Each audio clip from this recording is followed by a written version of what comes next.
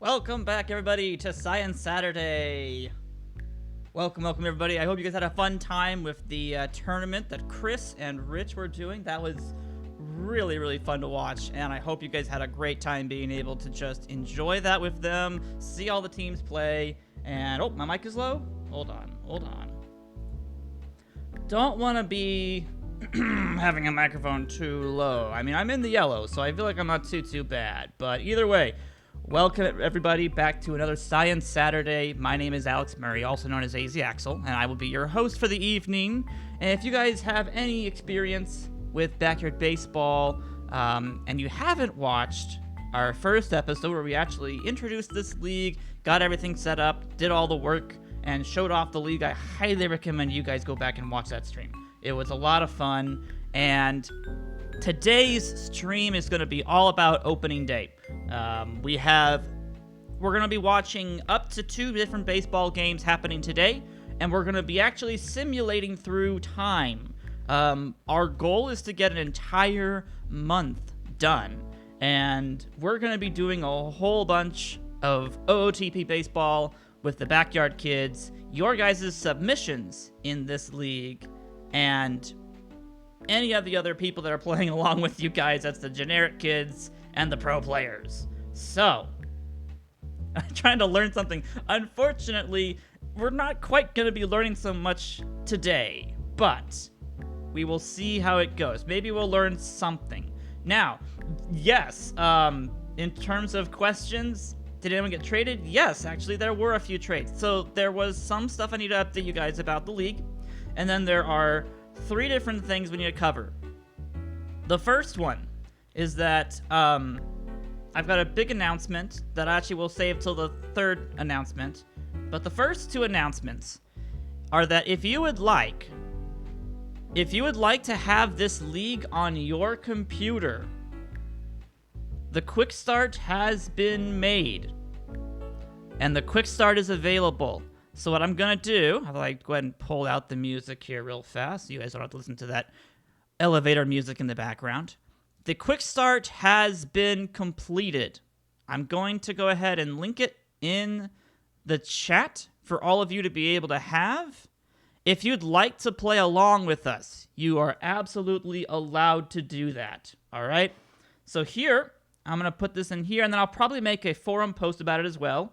So this first link is going to be for opening day. That is the opening day quick start. You can download this whole entire quick start. All of the logos, customizations outside of stadiums. You have to download the stadiums. But all of the hard work that I did to make this entire league, and in fact, let's go ahead and get over to the league really fast. You guys can look at this a little faster now. There we go. So all of this work is yours to use however you'd like. All right? I mean, please don't break it. Please don't break it. But this is opening day quick start. So if you'd like to have the opening day quick start of this league, you are absolutely allowed to have that. All right? It's all yours. It's all yours. If you would like the quick start from before the draft, if you'd like to be able to play before the draft happened and we did all of our stuff, use that link instead. All right, so there's 2 different quick starts. One that is opening day and one that is pre-draft. And I'm hoping I'm not doing too much on my microphone. It's popping into the red, so hopefully it's not too bad. But yes, if you guys want either of those quick starts, use the links. You'll be able to download those quick starts. You will need to put those into your quick start _games folder, which you can actually find that if you go to settings and go to troubleshooting. I guess this will be our science part of the day. If you go there and you go to...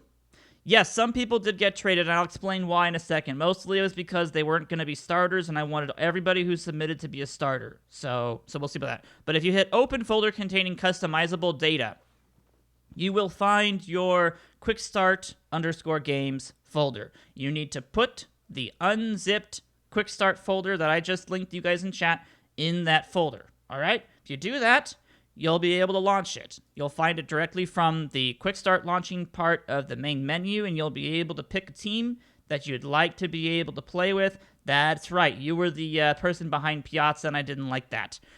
You'll be able to play the game, pick the team you want. If you want to play it before the fantasy draft, you'll be able to draft all the players. If you want Pablo Sanchez, you may have to play as the who got Sanchez again? Koalas, right? Yeah, the Koalas got Sanchez. So you might have to play as the Koalas if you want to get Sanchez. But otherwise, you can still get other good people out there like Villegas and Amelia Connolly and Captain Tennille. And there's a lot of good players out there, so don't worry about that. It's already in the Discord channel. It's part of the OTP Baseball channel. Let me see. I might post it in there once we're done with the stream here as well. Yeah, it was back on September 10th. I posted both of those links in the hashtag Out of the Park Baseball channel. So you can find it in the Discord as well. How can you tell if we got traded? Because I purposefully traded people. Because what happened, and I guess I'll explain this before the big announcement, I'll explain what happened. So what happened was, after the draft occurred and we got through all that work, I went through and looked at all the lineups. And unfortunately, some teams didn't have enough pitchers. Some teams didn't have enough fielders. So I had to do some movements to get teams officially, sanctionable, valid rosters. We needed to be able to have people play on all the teams. So unfortunately, there were a few trades. Let me see if I can remember what those were now. If I can actually click correctly, that'd be nice too. There we go. Thank you. No, I already deleted them. Okay, so I got to go back into the transactions, news and logs. There we go. So the first trade that occurred was between the Cluckers and the Ducks, and they traded Frankie Hawley to the Downey Ducks in exchange for Rufus Roughcut. So Roughcut was unfortunately on a team where he was not going to be starting, so we traded him away to the Kansas City Cluckers, and he will be officially starting as their center fielder now instead. All right? Do I have a roster spreadsheet? Do you want to have, the full-on, hold on, let me see if I can find this fast. I mean, you say roster spreadsheet, and I can show you what I used to create the entire thing. Let me see if I can show you guys real fast now. This is just funny for me to be able to show people because this is so ridiculous. Let's see if I can get a screen that shows just that, please. Okay, that's kind of close, but let me add this real fast. Because you guys want to know about how we did this for each team. I mean, unfortunately, I don't have a roster of how they drafted. All I have is this. All I've got is all the people that we ended up using in the league, in terms of, all their ratings, all their statistics. Well, not statistics, but all their ratings and everything else. So if you want spreadsheets, I've got spreadsheets. You want current rosters. Current rosters, I'd have to export that. But maybe I will. Maybe I'll export the rosters down the road, and we'll see what we can do. So we had to do a couple different trades to make sure that stuff worked correctly. The other trade was we traded Thumper McThumpers from Centennial to Portland for Ronnie Dobbs. Centennial needed a relief pitcher. We converted Ronnie Dobbs to a full-on relief pitcher only, and then we gave the Portland team the catcher they actually really badly needed. So, Centennial got the catcher. My apologies. Yeah, Centennial picked up the catcher. They sent Ronnie Dobbs. Ronnie Dobbs went to Portland. My apologies. Let me see. What else? Did anyone else have any questions at all? No. Okay. So the third trade we ended up doing was we shipped a unknown person for Andy Hayes. Andy Hayes, this is Beavis. He was also on a team where he was not going to get playing time, so we ended up trading him from Durham to, I believe it's Salem, I think. No, my apologies, that's the wrong one. From Toronto to Coral Springs. So Hayes is now on Toronto. He was on Coral Springs. He was not going to get starting time, so we ended up trading him in that deal. And Morelli got some boosts to make the trade worthwhile, I think. No, it was the one up per trade. I tried to make sure that all of the trades had equally, when they were drafted in the round, they were close, at least, by, one round or something like that. So there was no, someone got traded for, a first-round draft pick person for, a fifth or something like that. No, it's nothing major happened. the Swatters and the Whistlers ended up trading Cindy Chang for Alexis Weiss, and that was because the Louisville Swatters needed a backup outfielder, infielder, and the Whistlers needed a backup pitcher, and that is what Weiss is a backup pitcher. So that was a good deal for them. So surprisingly, there were a ton of like round 13 trades that I ended up having to do just to kind of mix some stuff up.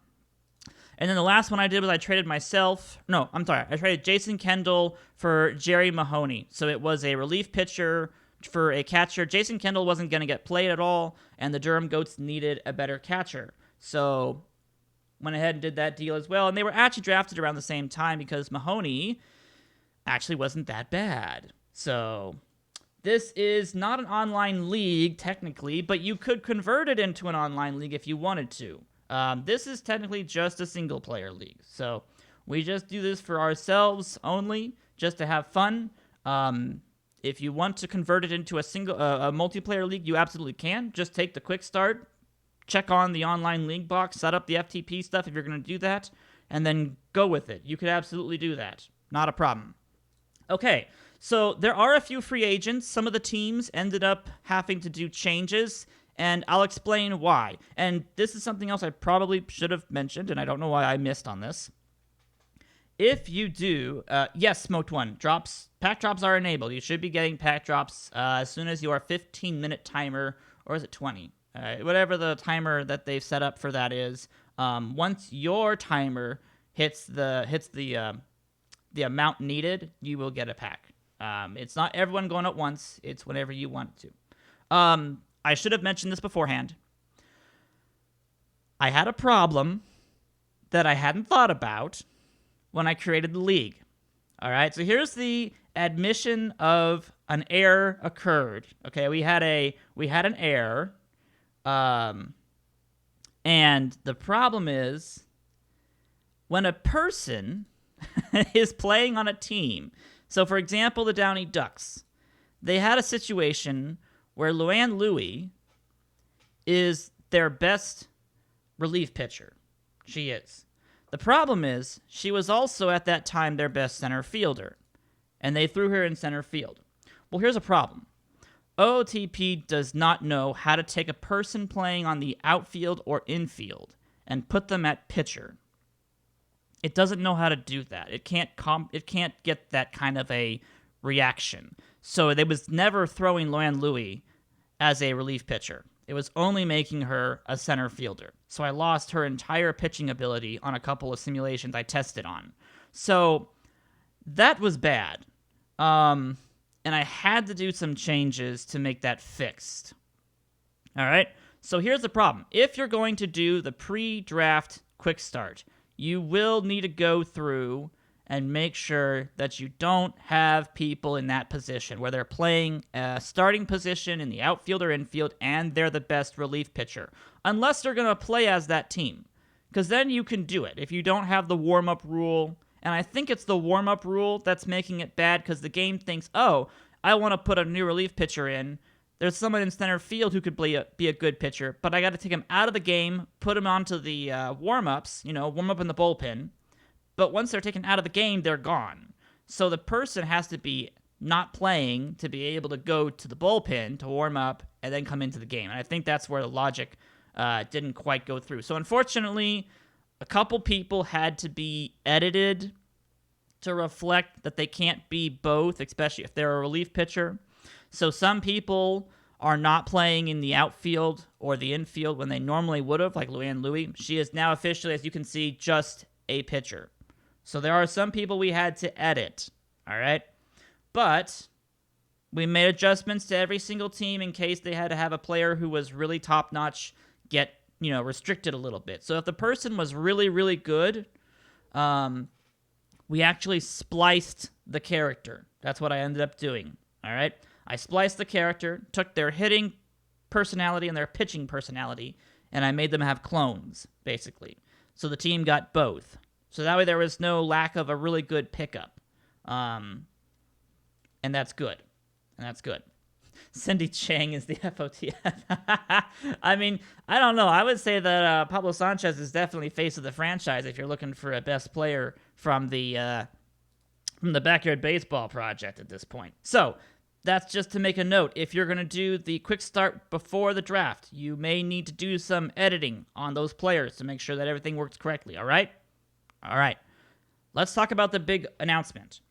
I talked to Rich, who is basically kind of the one who's helping coordinate all the live stream stuff. I know Chris is doing a lot of that too, but I have to bypass everything through Rich. All right, that was who signed off on this project in the first place. The big announcement is that if you listened to the podcast that we did back on Tuesday, you may have noticed that I mentioned something about future plans for this league, this whole entire structure. And for everybody in the channel and everyone who's here who didn't know about this, who didn't hear about this whole entire project, and didn't hear about submitting your own player, I'm happy to announce that we will be reopening player submissions. We're going to be reopening player submissions. You may submit more players. Now, that's only if you haven't already submitted a player. So you're going to be able to resubmit, submit your first player if you missed that. And that is going to be in preparation for what will potentially be Season 2 of the Backyard League project. Or the Backyard Project. Sorry, I'm not even remembering my own theme name at this point. All right? So if this still has, as much fervor and fandom by the end of Season 1, we're going to basically kind of consider it like a television show. And we will be having Season 2. People will carry over to Season 2 exactly. We will basically redo the entire thing by basically adding teams to increase the player base. And then we will redo the fantasy draft. Everyone will redraft, and we'll do it all over again with different teams. Well, not different teams. We'll add teams, but with different rosters. So it'll be different rosters on the teams. You guys can have your own players added in if you missed it in the first time. Yep, exactly. That's actually something I've thought about Unsainted, is adding potential to allow people to add new stat points to their players if they wanted to. I gotta figure out how I would do that. But basically, no way I get drafted again since I went last round. Well, to be honest, I think there were some problems with the draft that I may end up looking into down the road, but we'll see about that. No, it would not be a total user league because technically more than 60% of the players in this league are either generic kids that Backyard Baseball had in their game, pro players that played in the Backyard Baseball game, or Backyard Baseball players. We would not do another 3-hour draft stream. We would do all of that in we would probably review the first 5 rounds and then simulate the rest. I'm sorry, but that's how we would probably end up doing that. Would it be possible to reformat existing characters? Yes, I would probably be okay with that. If you guys wanted to change what your player submission was like, I would probably allow that. If you guys were interested in doing that. So that's the big announcement, is that there may be, and it's a pretty strong maybe, but there may be a Season 2 of the Backyard Project coming. Potentially, this would be probably sometime in November. Because this project is going to take us all the way through the first or second week of October. So we would probably be opening up resubmissions for anybody who hasn't gotten a submission done. In fact, let me go ahead and grab that link really fast before I start to do anything else. If you haven't gotten your submission done, and you'd like to, just to have your player in whenever we do our next one, there's the link for that. So if you felt like, if you haven't submitted a player, because you can only do one, it is restricted to just one submission per person. But if you haven't gotten a submission done, feel free to go ahead and add a player into our league, or at least to our list, and potentially for Season 2, we will bring all those guys in. Sim the draft into a team-by-team draft analysis? Yes, that's probably what it would be more like, Captain Tennille. We would probably end up just kind of reviewing everything by the end of the stream, making sure that stuff looks good, and then we'd be fine with that. Allow Season 1 players to have attributes added. That is potentially what I would end up doing. Awesome is potentially thinking about allowing people to either tweak or add values or attributes to their players. that could be something that I look at doing. I've got to figure out what kind of a form you guys would have to fill out to allow me to do that, because you guys would have to remember what your player originally was and then what you want to edit from that original player. Players from this league get puck cards in Perfect Team. Oh gosh, I wish. Although I don't know, you guys may not want a player card if they're like, a 44 overall iron. I don't think you guys would like that. So anywho, I guess we should go ahead and review the teams, because like for some people who haven't seen what happened in the draft, we should probably review that before we head into our opening day. So let's review teams, shall we? The Mythics. Let's start with the Mythics. Their players revolve around Marcotte and Tetcher as their starting rotation. Isaac Drummond, Marky DuBois, and Eric Gagne make up their bullpen. Dan Druff is their catcher. Kevin Lewis is their first baseman. David Van Hout is their second baseman. Alex Rodriguez plays over at third. Andrew Fox is their shortstop. Alfonso Soriano plays left field. Judah Powers plays in center. And Eric Van Koln plays in right. And that is your Bismarck Mythics. That's how they drafted and then had to change. I don't think they actually changed any players, so that was kind of good.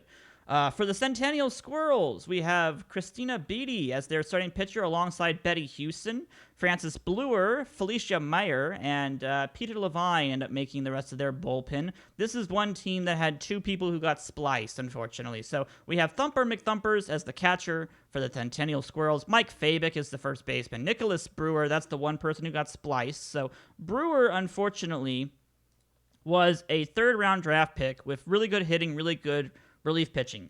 But she is the starting second baseman, so she never got used as a reliever. So had to make some changes there. So that is Nicholas Brewer playing second base. Simon Peter is the third baseman. Cal Ripken Jr. is their shortstop. Sophie Mayer, the other person who got spliced, is their left fielder. Gretchen Hasselhoff is actually playing center field, guys. This is how low some teams have to go, all right? Some people have to go this low to play a full team because we only have 13 players per team. That's what we have tried to keep each team to. So you're going to be playing some of your lower end players just to be able to field a team. So, yes. And Rory T is their backup center fielder, or is he playing right? Nope, they put Beatty out in right field. Oh, that's right. They put Beatty in right because she's a starting pitcher. RT plays center, Rory T. Mayer plays left, and then Hasselhoff is playing center whenever Beatty is starting on the mound. So Beatty will play, Hasselhoff will play probably half of her games in center field, and then half someplace else.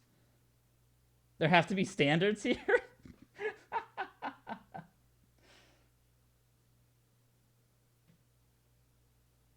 Probably from Nebraska. Oh, good grief. What do you guys mean by lightsabers, though? I don't know what the lightsabers approach is for. Got average, below average defense, below average speed, probably same. But hitting stats off the charts. Yeah, if you did any of the major offensive first basemen, like I know Tim, you made a first baseman who's full on offense. Your defense and running is absolute. It's poor. Let's just say it's poor. So yeah. And yes, we'll keep the standards. Don't worry, we're not doing too much stuff. So this is the other team. This is the Coral Springs Manatees. They ended up picking up Randy Johnson in the first round. Ramona Bennett was the backup starting pitcher they have. Paco Kaufman, Isabel Morelli, and Dontrell Willis make up the rest of their bullpen at this point. Their catcher is Jose Meisenheimer. Gary Allen plays first base for them. Pee Wee McGee is their second baseman. Brooklyn Beatdown is their third baseman. Joe Slobotnik is their shortstop. Marty Cordova, Chico Pappas, and Larry Walker make up the outfield. So a lot of player submissions from shortstop all the way to catcher. I believe all of those are player-submitted people. So a good team for the Manatees. I'll probably have some people rooting for them across the entire season. The Ducks, we're going to have Jay Green and Nancy Chin as their number 1, number 2 starters. Yes, Dontrell in the bullpen. I didn't know they would actually do that, but I guess they had better starting rotation people than Dontrell. So I guess that's what they did. Robbie Budd, Frankie Hawley, and Edward Olafson, in combination with Luann Louie, make up the bullpen for the Ducks. They actually have an extra relief pitcher just relief pitcher. I think that's Hawley. Yeah, Hawley plays backup hitting for them as well. But their lineup technically is Linus Riverboat, Todd Helton, Supernova, Barry Larkin, Jason Giambi, Pete Wheeler, and Stan Olafson. So they've had, I think, one splice to make that happen at this point, but that's okay. That's my dude. Yeah, everyone's going to see themselves here for a second. The GOATs are going to be having TJ Lauerman and Angela Del Vecchio. So that'll be an interesting double duo for starting pitchers right about there. Esther French, Johnny Omar, Catherine Asher is their bullpen with Jason Kendall, Albert Pujols at the first and catcher positions. Debbie Nagasawa. I think this is just T. Richardson, yeah. Vincent Wicker, Tom Riddle, Benjamin Mayhew, and Timmy Unger are the rest of these. Good grief. I have to say their names. I just have to. I'm sorry. The Apollos are going to have Pedro Martinez and Evan Screwball as their two starting pitchers. Yes, it's Tom Riddle, he who must not be named. I probably should just mention it as that, but basically we don't say the other name. We just say Tom Riddle. Diana Hayes and Chris Milton and Matessa Sturgis are the bullpen for this organization. Peggy Heffernan, Richie Sexton, Wally Evans, Shovel Bryant, Tommy Pickles make up the infield for the Apollos, with Matilda Sturgis, Ken Griffey Jr., Ian Livett, and Sean Green as the outfield quad at this point. So they actually have an extra outfielder to patrol that place for them. The Koalas, of course, started off with Pablo Sanchez as their number one overall pick. They ended up picking up Kurt Schilling and Juan Villegas as their starters. Nick Jai with the added knuckleball. I remembered it. Kendra Yarbrough and Derek McCattery make up the bullpen for the Koalas. Birai McBourbon, also known as Bedizzle, is the starting catcher for the Koalas, with Frank E. Thomas, Billie Jean Blackwood, Captain Tennille, and Veronica Lee making up the rest of the infield. Amelia Connolly, Leah Inge, I believe. Pablo Sanchez and Jeremy Burnitz make up the rest of the outfield. Chris Jacob? Yeah. I mean, in the end, guys, there was no incorrect build. All right? Whatever you guys wanted, you guys got. And some people wanted more defense and more speed, and that was fine. You know, in the end, you are desperately needed on some teams. There was actually some requirements to have, like, okay, where's a better center fielder? Because there's somebody who is throwing Tony Gwynn Sr., technically it's senior, in center field for their team. Tony Gwynn is like a 40 rated center fielder. All right? So, to an extent, some people who had high defense were actually traded for because they needed it. Like, desperately needed it. So, you guys are valued. Don't get me wrong. Every single person was valuable, even if you thought your ratings were a little bit low. All right. The Cluckers have Todd Xavier and Bobby Bullgreen. I believe it's Bullgreen. Yvonne Carter, Andy Lambert, and Alan Holtzman are their backup, their bullpen. My apologies. One of those B words. The bullpen for the Cluckers: Will Ney, Jim Thome, Marty Big Fly, Biggie Beltray, and Kaz Cappy make up the infield.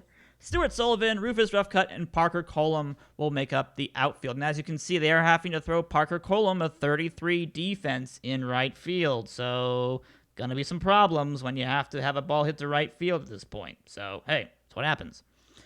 Outside of the Cluckers, we have the Robins, and they are going to be having Pico de Gallo and Grace Tipton as their starting pitchers. Linda Potter, Duderi Tikojo, and Sally Dobbs as their bullpen. Maya Woodruff, Jay Mills, Nick Lundstrom, Chipper Jones, and Chris Jacob are the infield people for the Robins. Greg Vaughn, Carlos Beltran, and Trent Sizemore are their outfielders. And that is the Robins. The Swatters have Shooter McGavin and Angelique Harding.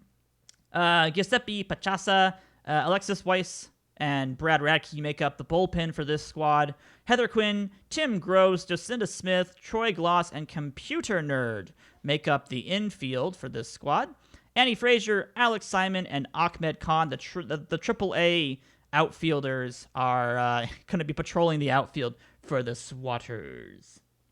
Roofcut will recover over some of that right field problem. I mean, sure, you could try. Yeah, it's another situation where a starting pitcher gets put into the bullpen because they just have too many good starting pitchers of Shooter McGavin and Angelique Harding. So Radke was out, and they picked Radke 8th round. So he definitely was a steal.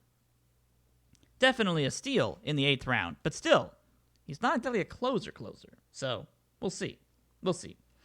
AAA is never a good nickname. Aw, okay, fine. For the Kings, we're going to be seeing Leah Wayne. That was their first-round pick. She's a good double two-way player. Tim Hudson is their other main starter. Florence Felgate, Walter Hall, and Whitney Singh, as well as Lisa Crockett, are going to make up the bullpen for this squad. Cade Munson, Dante Robinson, Kirk Reeder, and Derek Jeter make up the rest of the infield at this point. Luke Gofanan, Lindsey Felgate, and Sammy Sosa make up the outfield. So the Kings, not too bad of a squad at this point either. The Murfreesboro Marmots have Tom Delgado and Greg Maddux as their starting rotation. Johnny George, Mariana Roth, and Julie Dunkel make up their bullpen. Tuck Eddy, Ricky Johnson, Molly May, Phil Nevin, and Angelica Dunkel, another person I forgot to add to the generic kids list. There we go. She was spliced as well. Make up their infield, and Marcellus Marks, Ichiro Suzuki, and Raul Mondesi make up their outfield. This is one of the better, if not the best, outfields in the game. So we'll see what they can do about this. Oh, you want to know about starting pitchers? There's a couple of great starting pitcher teams out there. In fact, we're probably going to be touching on one here pretty soon. The Portland Pioneers with the That's All Folks logo have Cody Hamilton and Doc Holliday as their starters. Ronnie Dobbs, Holly Franklin, and Sidney Weber are their bullpen. Mike Piazza, Jeff Bagwell, good double duo right about there. Seth Hoffman and Vicky Kawaguchi with Thomas Rose as the shortstop make up the rest of the infield. Kathy Wolf, Kenny Lofton, and Bobby Higginson. This team can hit. This team can definitely hit. The Queens Nobles, boo. Okay, I'll stop. Ed Barker and Tiffany Bosworth are their two starting pitchers at this point. Chucky Flinder, Wing Kwan, and Amir Khan make up their bullpen, so interesting names right there. Mikey Thomas is at the behind-the-dish situation at this point. Eric LeBeau, Isosceles Triangle, Stephanie Morgan, and Bobby McCoy, I believe it's McCoy, make up the infield. Tanya Uchida, Reese Worthington, and Will Smith make up the outfield. There's the booze. That's what I was looking for. How often are the games? The games play, I'll take a quick second to answer that, Wednesdays and Sundays. So you get time to let your starting pitcher, kind of come back, but there's not enough time to go back-to-back with your same starting pitcher. And if you guys try that in your quick starts, lower the stamina, because the AI won't do it, but if you guys try, you might get away with it. So let me know if that's the case, and maybe you guys can increase the stamina or decrease the stamina for starting pitchers. But yeah, they're spaced out enough right now that the AI will not throw the same pitcher over and over again. They have to go to their second starter. The other one does not get... he's still fatigued by the time you reach the second game. So it's scheduled correctly. At least it is in the simulations for us here. The Salem Warlocks are going to have Amanda Hellerman and Kenny Kawaguchi as their two starting pitchers. Jerry Mahoney, Chrissy Mulligan, and Ernie Steele are going to be the bench or the bullpen for them. Arthur Dane, one of the best hitting catchers in the game at this point, is behind the dish with Mo Vaughn over at first base, Zenon Estrada, Tony Del Vecchio at third, and Alex Gonzalez is starting. Good grief, ladies and gentlemen, he is starting. Juan Gonzalez, Mathurin Gray, and Fred Benson make up the rest of the outfield for the Warlocks. They have an interesting team. We'll see how they do. The Toronto Giants had to have major changes to their team. They ended up having 6 outfielders. 6.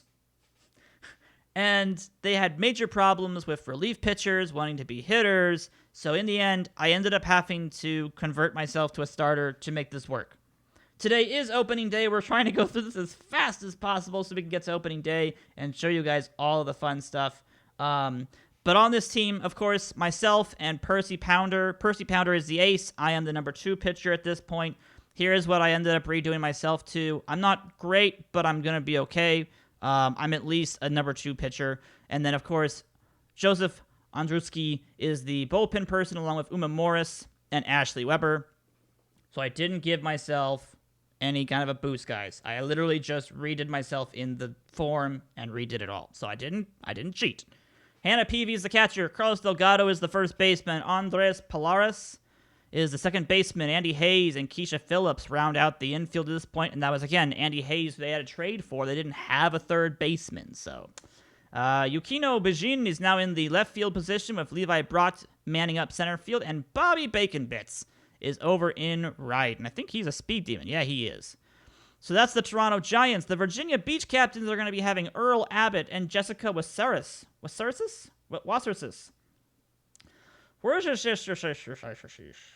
Whatever that is. Canton Middleton, Mickey O'Connor, and Rex Fuller make up the rest of the bullpen for this squad. Samuel Middleton, Naomi Murray, Greg Peters, J.D. Epps, and Jimmy Rollins make up the rest of the infield for the Virginia Beach Captains. Cliff Floyd Star Moonbeam, if you remember anything about her, she is super duper fast. And of course, Vladimir Guerrero make up the rest of the outfield for the Captains. And they have a big wide outfield too, so it's good that they got some really good people for that.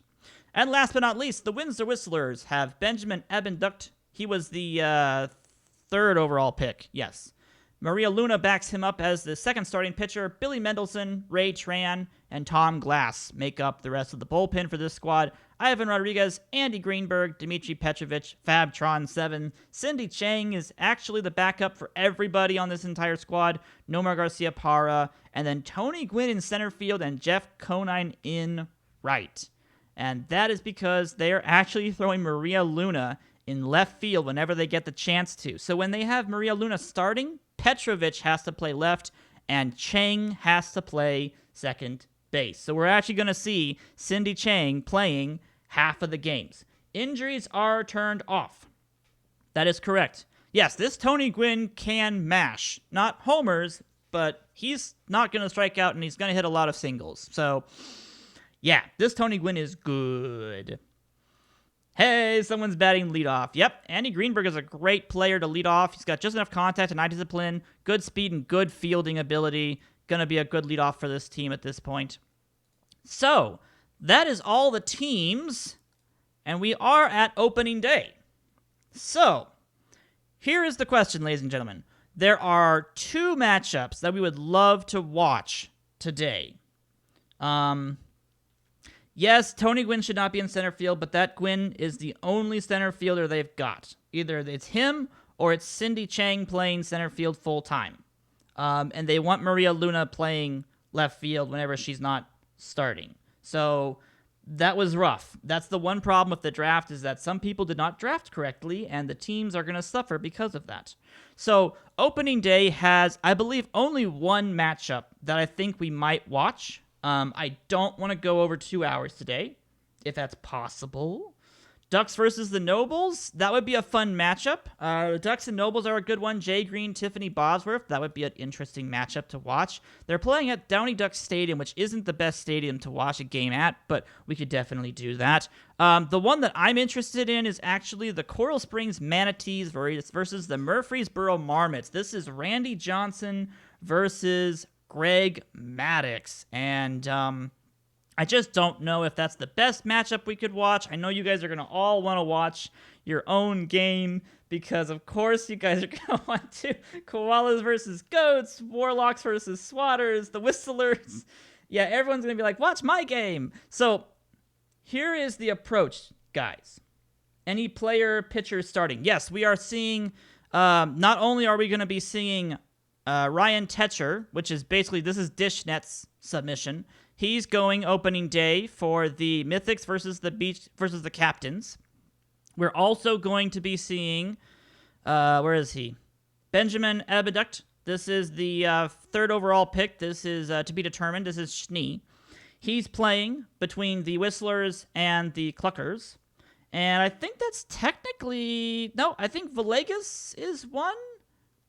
Is this somebody who submitted a player? I don't think so. No, I think it is. I think Juan Villegas is also a player submitted person as well.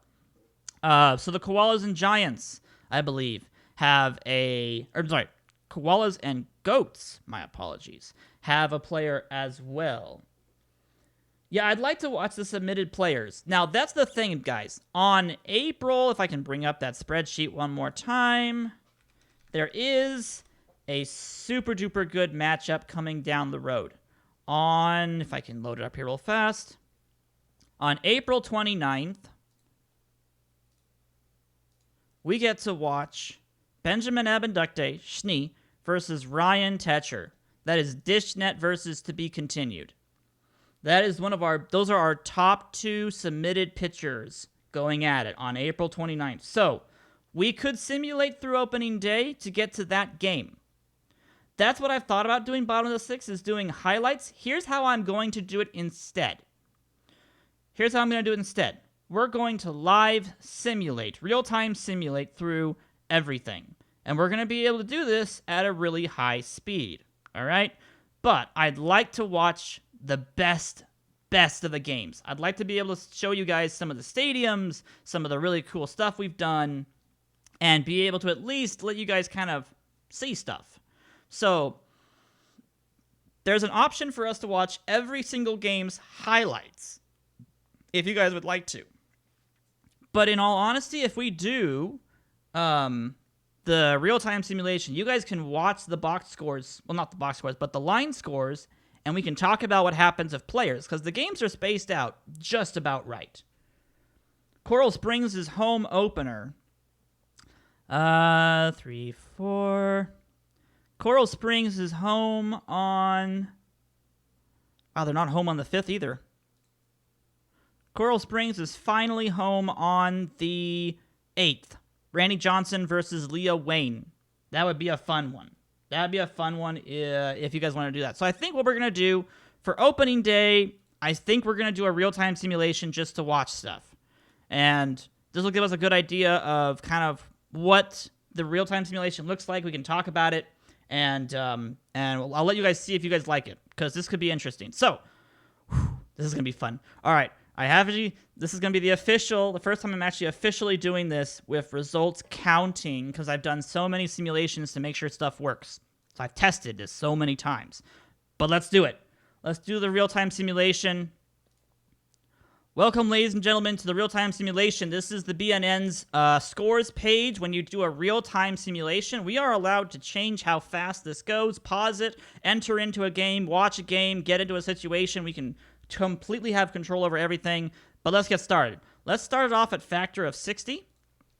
So we have the first game of the day is going to be the Cluckers versus the Windsor Whistlers. So it's the Whistlers versus the Cluckers, basically. This is Benjamin Abendukte versus Todd Xavier. First hit of the Backyard Project goes to Fabtron7. Congratulations. Both innings look pretty simple. Cut in a single here. Parker Column steals second and scores on a Rufus rough cut double. And the Cluckers strike first against Schnee, who has had 5 strikeouts but 2 hits and a given up run. Congratulations to the Cluckers, taking the lead 1-0. Oh, and they just lost it on a double to Conine. Garcia Parra scores, and Maria Luna gets the fielder's choice ground out RBI, I believe. I believe that's an RBI. No, it's not an RBI because it's a fielder's choice. So the Whistlers come back, but not before a Jim Thome double brings in Beltre and Big Fly. And the Cluckers take the lead back instantly in the top of the 3rd inning, and the Whistlers want to do the same thing here in the bottom of the 3rd. Oh, Garcia Parra flies out, and they leave runners on 1st and 3rd, and they strand them. Schnee's looking much better here in the top of the 4th. He strikes out his 7th batter of the game. That knuckleball, massive changeup, curveball combination of Schnee is going to be really, really tough. The Windsor Whistlers can't get anything in the bottom of the 4th. We'll head to the 5th with the Cluckers leading 3-2. This is the first game of the year. I mean, you say high scoring, but we are now officially, 3 innings past any scoring situation? So definitely looking like a more common, more mundane game at this point, as Schnee strikes out number 9 for his day. Thome grounds out in the top of the 6th inning, and Parker Column is number 10. Schnee has struck out 10 batters through 6 innings, but he is losing right now, 3-2. The Windsor Whistlers are trying to come back. Oh, they got a walk to Conine, and a single to Maria Luna scores Fabtron, and a Dmitry Petrovich 3-run homer solidifies a 6-3 lead. Schnee can breathe easy finally. I don't know what just happened right there. Something about Kansas City, but I'm guessing it's some kind of I'm guessing it was an announcement of some kind that didn't happen. Andy Greenberg stole 3rd base. Oh, but a double play for Garcia Parra takes away the chance to score more runs. That must be strikeouts, and it must just not be coming through. Yeah, 14 strikeouts for Abendukte as he has exited the 8th inning. 6-3. The lead is on for the Windsor Whistlers as our other 2 games will start at the same time. So as this game finishes up, Schnee gets the last 3 outs, and that is it. Benjamin Abendukte has a complete game, 4-hit, 3-run, 15 strikeout game. So we will move in from that one game with the best submitted player, best submitted pitcher. My apologies. I'd say the best submitted player is actually somebody else. But a 6-3 win for the Windsor Whistlers and Abendukte, who did a great job of bouncing back from a really rough second inning at this point. The Louisville Sluggers are taking on the Salem Warlocks, and the Queens Nobles are taking on the Downey Ducks. They're in the 3rd inning with no score in Downey, but the Louisville Slugger field has seen a 1-run scoring double by Angelique Harding. That scored Simon Peter, I believe. There we go. A 2-run single for Todd Helton gets the Downey Ducks a 2-run lead, and then a single for Olofsson scores Jason Giambi, and they'll take a 3-0 lead as we go into the top of the 4th at Downey. In regards to the Salem-Louisville game, they are just not doing much. 2 hits for Salem, 4 hits for Louisville, and the score is only 1-0. Tiffany Bosworth gets the Queens on the board with a single scoring LeBeau. Frankie Hawley hits a homer for the Ducks, and they respond with a sacrifice fly as well. Pete Wheeler scores off of Giambi's sac fly. It's now 5-1. The Ducks are dominating behind Jay Green at this point. Salem scored on a double by Zenon Estrada. That was Gray who scored. They tied up the game in the 6th inning. So they'll enter the 7th tied 1-1 as the Ducks take it into the bottom of the 5th, and that's a single by Jay Green. Larkin scores for the Ducks. It's now 6-1. They've broken that game wide open at this point. As the game in Louisville is just not having any offense. That's Amanda Hellerman versus Angelique Harding, just having pitcher duels there, both getting close to 10 strikeouts. Oh yeah, I've got water here. Don't worry about that. Plus, I'll probably take a break halfway through because we're going to watch a full game. So, yeah. The Ducks just keep bringing the runs on as Jason Giambi has a solo home run. 2 RBIs for Jason Giambi. He's 1 for 2 for the evening. We're going to be looking at extra innings here for Louisville, guys. They haven't gotten anything started. Neither team has gotten a single run since, like, the 5th inning. And they've got 1 person down, 2 down, and extra innings, free baseball in Louisville. As the other games are going to get started here pretty soon, we see Centennial and Toronto have already begun. 4 runs instantly for the Centennial Squirrels. 3 runs for Salem. There we go. Salem gets 3 runs on an Alex Gonzalez single and a Mathurin Gray single. They're going to be looking to shut down Louisville now. Mahoney, going on 3 innings, gives up a single. Can they give up the tying run as well? They do! Radke, the pitcher, singles. Bases are loaded, and they ground out. Salem and Louisville do not want to finish playing baseball. Oh my gosh. The Ducks finally take down the Queens Nobles 7-3 as the Louisville Sluggers and Salem have continued to battle, each scoring 2 runs in the 11th inning, and there it was. It was a winning walk-off balk. Oh my gosh, that is fantastic. Louisville wins it on a balk by, I can only assume it was one of the lesser relief pitchers at this point. Toronto has brought it back. They are now down by 1 in the top of the 6th. It's 4-3. Centennial Squirrels with the lead so far. Oh my gosh. Walk-off balks are the worst, where you just literally just sit there and you're just like staring and you're like, did that really just happen? And it did. Bacon Bit strikes out swinging, unfortunately, and that'll end the bottom of the 6th inning. We head to the top of the 7th in the Sky Dome. as we start to see the Manatees and the Marmots are going to start playing. That's Randy Johnson versus, I believe that's Greg Maddux. Yes, it is. The Toronto Giants are still down by 1 in the bottom of the 7th inning. They've got a runner on second base, though. The Manatees take a 1-0 lead on the double by Gary Allen, and the Giants can't come through. They leave the runner on second base. Ooh, someone got caught stealing in Toronto. Congratulations. That would be Mikey Thomas and his arm coming through right there. Houston and Lansing have started up their game as well, and of course, the Koalas and the Goats are starting up their game as well. We'll head into the top of the 9th inning. It's still 4-3 Centennial. They'll be looking to close this game out as the Giants bring out Ashley Weber to try to keep this game close, and she does not. It's now 7-3 off of a single, a passed ball, a single, and now a walk as Thumper McThumpers grounds into a double play to end the inning, but Centennial scores, 4 runs in the top of the 4th inning, and they will win that game 8-3. Captain Tennille singles in his game between Kanata and Durham. They tie up the game there as it's now 1-1. The Manatees take a 3-0 lead over the Marmots, so Greg Maddux not having a good day so far. Oh, man.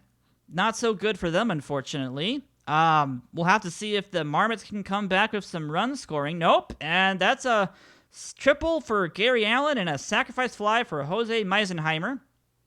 And that's now making it 5-0 as, there we go. Oh, wow, there we go, indeed. A single for Tuck Eddy scores Suzuki, and a 2-run bomb for Marcellus Marks makes it a 5-3 ball game. Randy Johnson has struck out 9 people through 5 innings. Angela Del Vecchio has 11 strikeouts so far for her game. That's Durham versus Kanata. So these games are going to be really, really low scoring and really high strikeout prone. So we've got 5-3. The Manatees are leading in the 6th. The Kanata Koalas and the Durham Goats are tied 1-1 in the 7th. Lansing holds a 2-1 lead over the Houston Apollos right now as Marina Ralph hits a homer, Marty Cordova hits a homer, and it's 6-4 Manatees, and that was extending their lead from originally it had gotten really close, 5-4, and they extended it back up to 6-4. So good job right there. Debbie Nagasawa hits a 2-run homer, giving the Goats a 3-1 lead as the Mystics and the Captains begin their game, and the Kings and the Pioneers begin their game as well.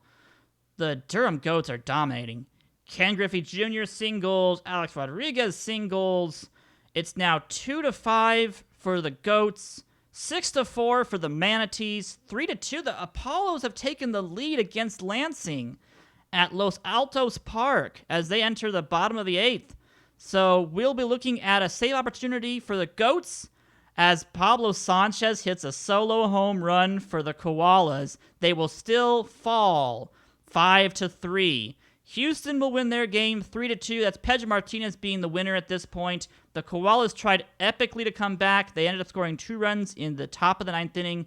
Oh my gosh. And the Marmots come back on a 3-run walk-off home run for Raul Mondesi to upset the Manatees.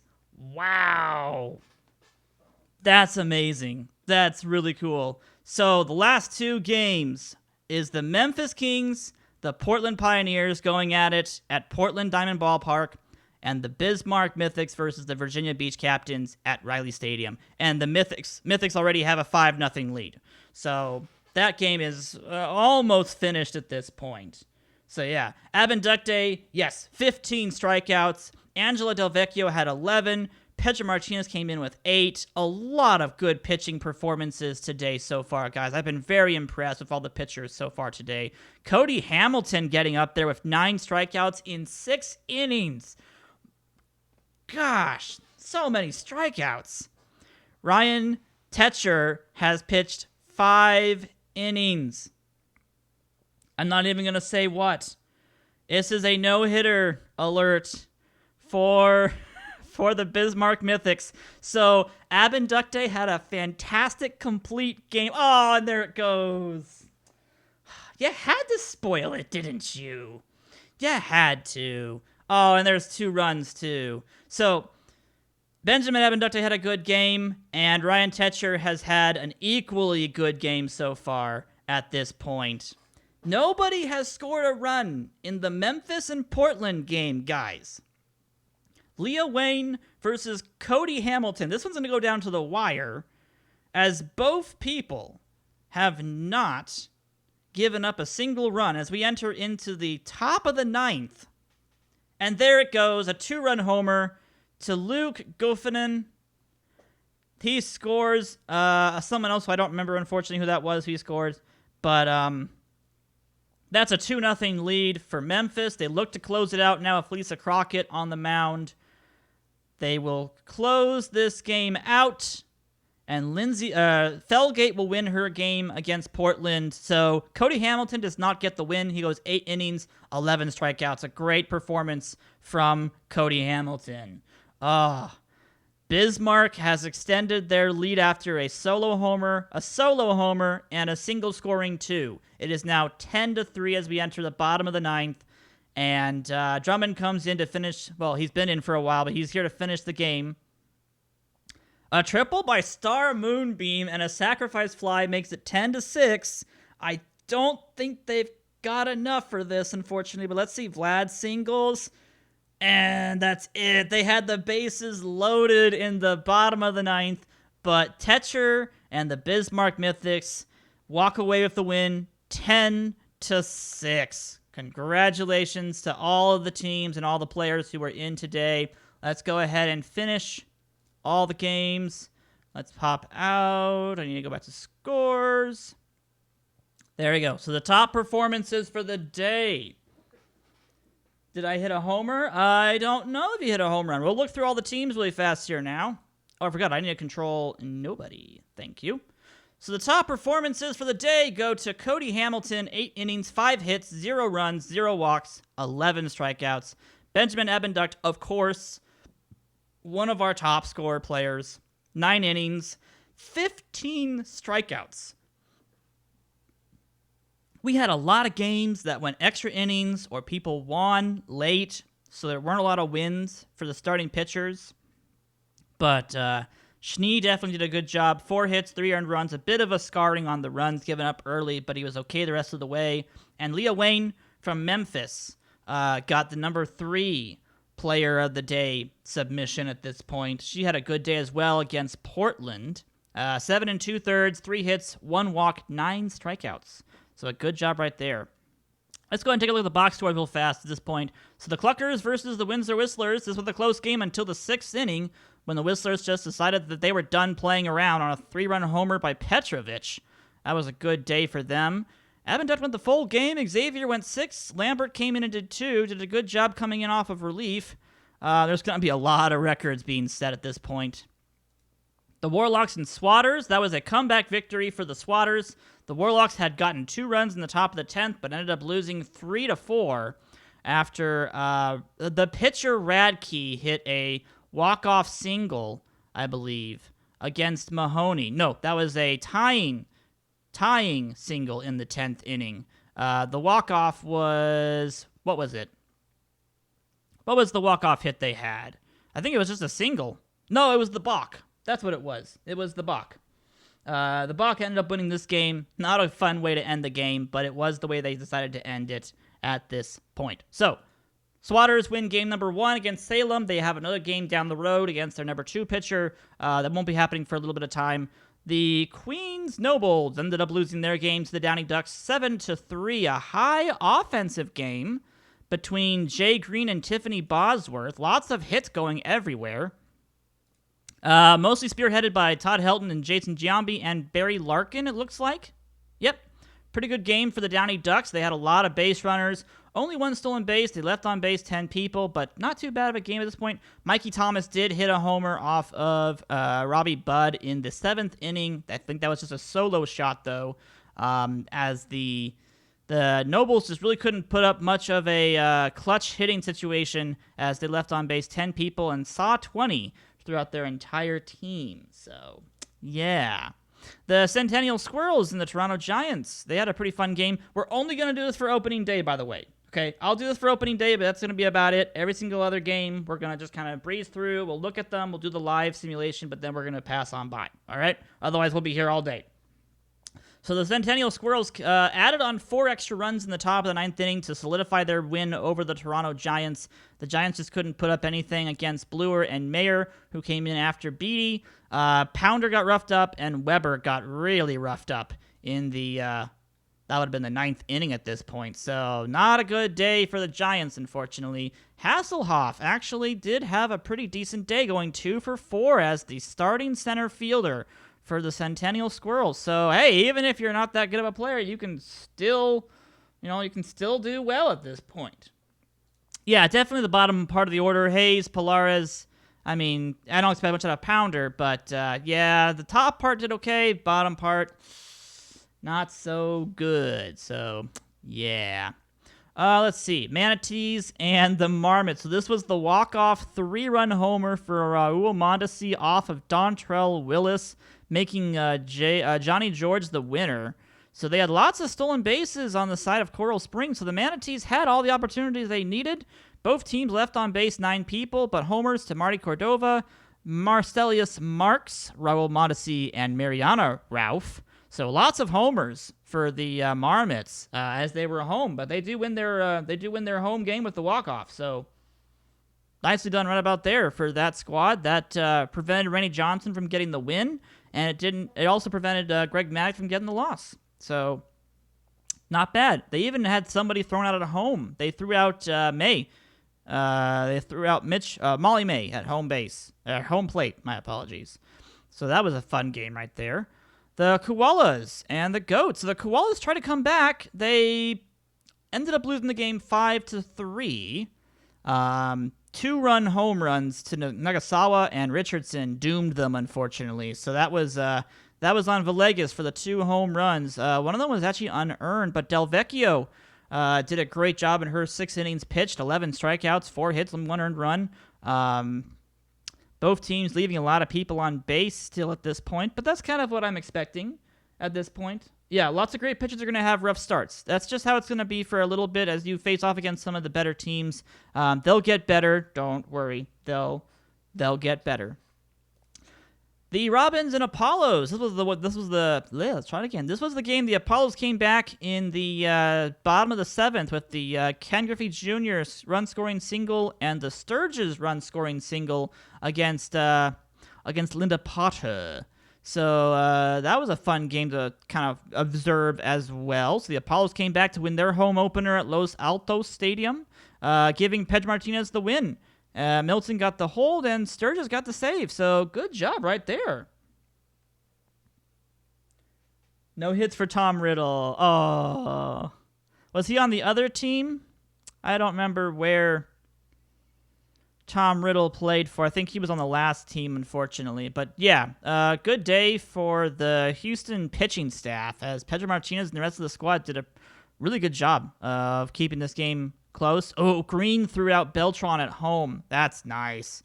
Good to be able to get people thrown out at home whenever you can do that. Memphis Kings versus the Portland Pioneers. This lasted all the way till the 9th inning. Neither team wanted to score any runs, and then we had the 2-run homer for Lou Gofanan. And that broke the 0-0 tie in the 9th inning against Sidney Weber. So Cody Hamilton had a good day. Leah Wayne had a really good day.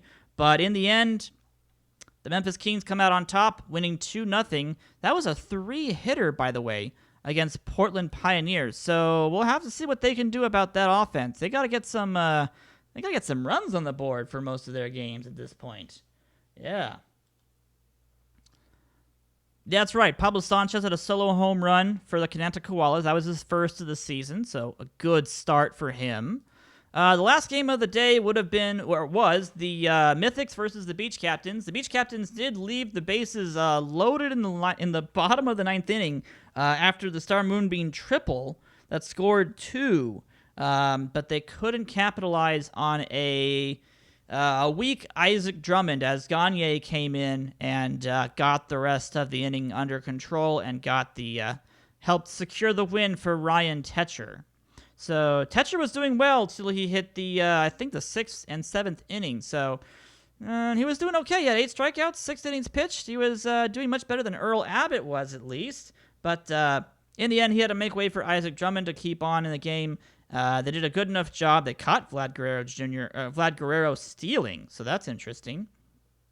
Drummond hit homer, Andrew Fox hit a homer, and Kevin Lewis hit a home run. Now, is that that's the relief pitcher, Isaac Drummond? He hit a home run?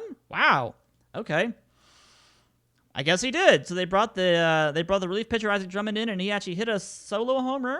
Yeah, solo home run to the pitcher. That's not the way to do it, guys. Not the way to do it. So that was opening day, ladies and gentlemen, for the Backyard Project. Let's go ahead and advance. We've got a lot of stuff to cover, a lot of ground to cover today. So some pretty good performances, mostly just, announcements that people hit achievements, milestones, which of course they're going to do anyways. But a good day overall for a lot of people. So let's continue. Up until game number 2 for all of the teams. And we will do this again, because we've got to go all the way until April 29th. Secret pitch hitter? Yeah, that's their secret pinch hitter at that point. So anybody important today who was throwing? TJ Lauerman against Tim Hudson. We've got Tom Delgado versus Kenny Kawaguchi. I'm throwing against Ed Barker. That's the Queens versus the Toronto Giants. A lot of 0-1 teams playing against 0-1 teams, 1-0 teams playing against 1-0 teams. So we're going to see a lot of splits here, it looks like. Teams who are going who lost the first game, probably going to win the second game, or at least have a shot at winning the second game. Let's see. Anybody else important? Nancy Chin's playing against Evan Screwball. Betty Houston against Wasarsis. Holiday and Bull Green going against each other. Pico de Gallo versus Maria Luna. So let's go ahead and get started on this. Do it again. And we have the Virginia Beach Captains and the Centennial Squirrels starting us off. Portland and Kansas City are going to be happening next. And then we'll be looking at Louisville versus Bismarck. So interesting matchups. Yes, if you create a player today,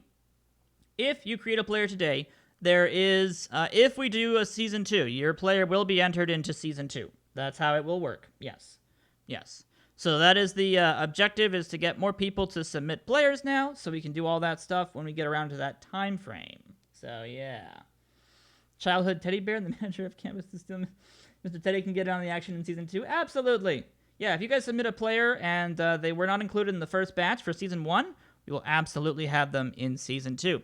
All right, so Cliff Floyd starts off the day for scoring with a solo home run in the top of the 3rd, I believe.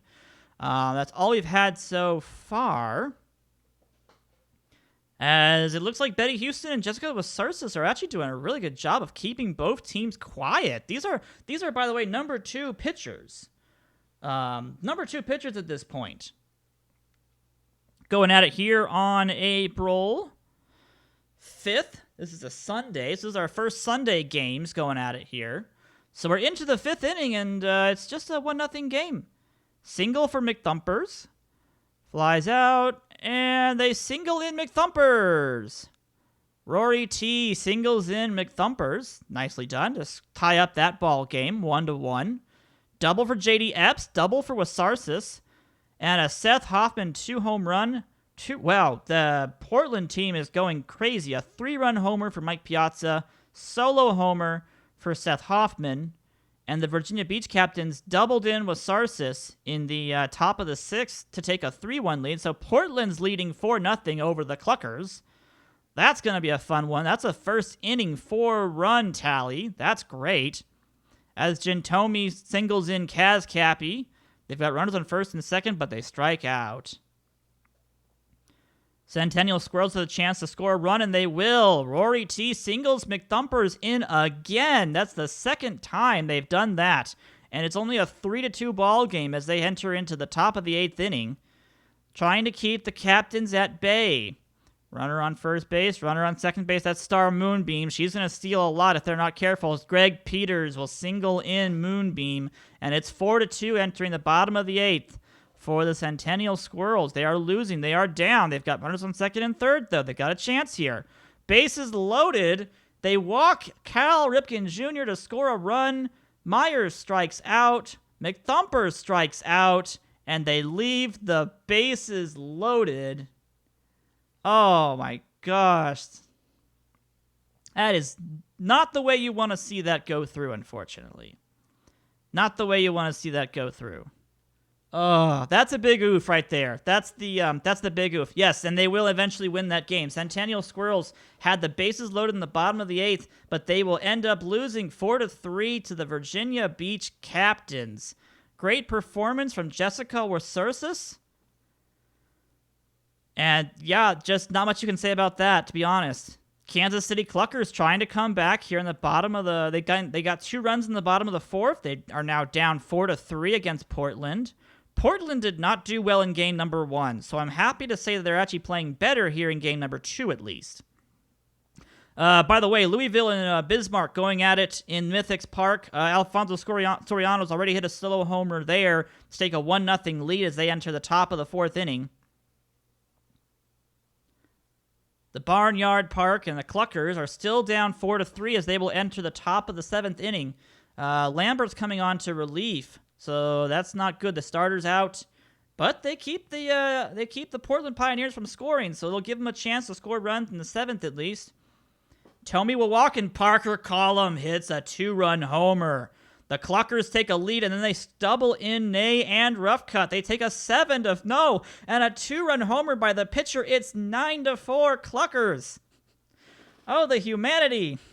It's 11-4. They keep scoring. A triple by Beltre and a pass ball. It's 11-4.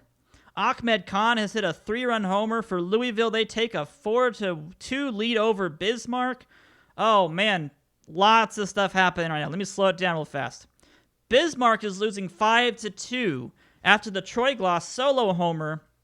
The Kansas City Cluckers are giving up runs. Kathy Wolf singled. Bobby Higginson hit a sacrifice fly. It's now, on a single to Vicky Kawaguchi. It's 11-7. Portland is trying to come back, and a walk to Thomas Rose. Bases are loaded in the top of the 8th. They finally get out of the inning. Finally getting out of the inning they go. It's 8-11. Kansas City, a slugfest going on at the Barnyard Park right now, as they will enter the top of the 9th save situation here. Out over in Mythics Park, we'll monitor the Barnyard one. Louisville has a 5-3 lead, and Kansas City will clutch the victory 11-8 against Portland. Wow. Across the league, we're in the 7th inning here at Mythics Park, 5-3. Bismarck is losing against Louisville. This has been a good day for Troy Gloss and Ahmed Khan.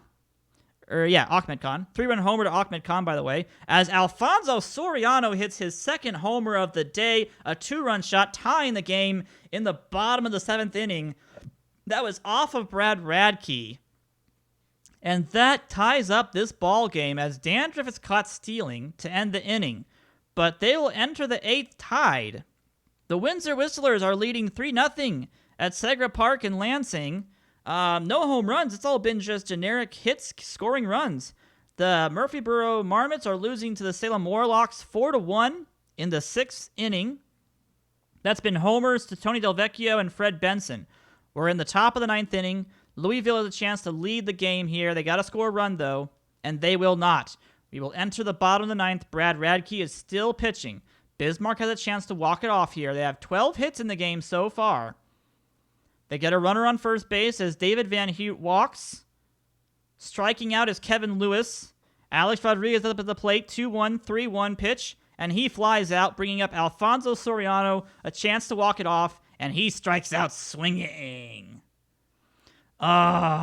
We will enter the 10th free baseball in Mythics Park between the Bismarck Mythics and the Louisville Swatters.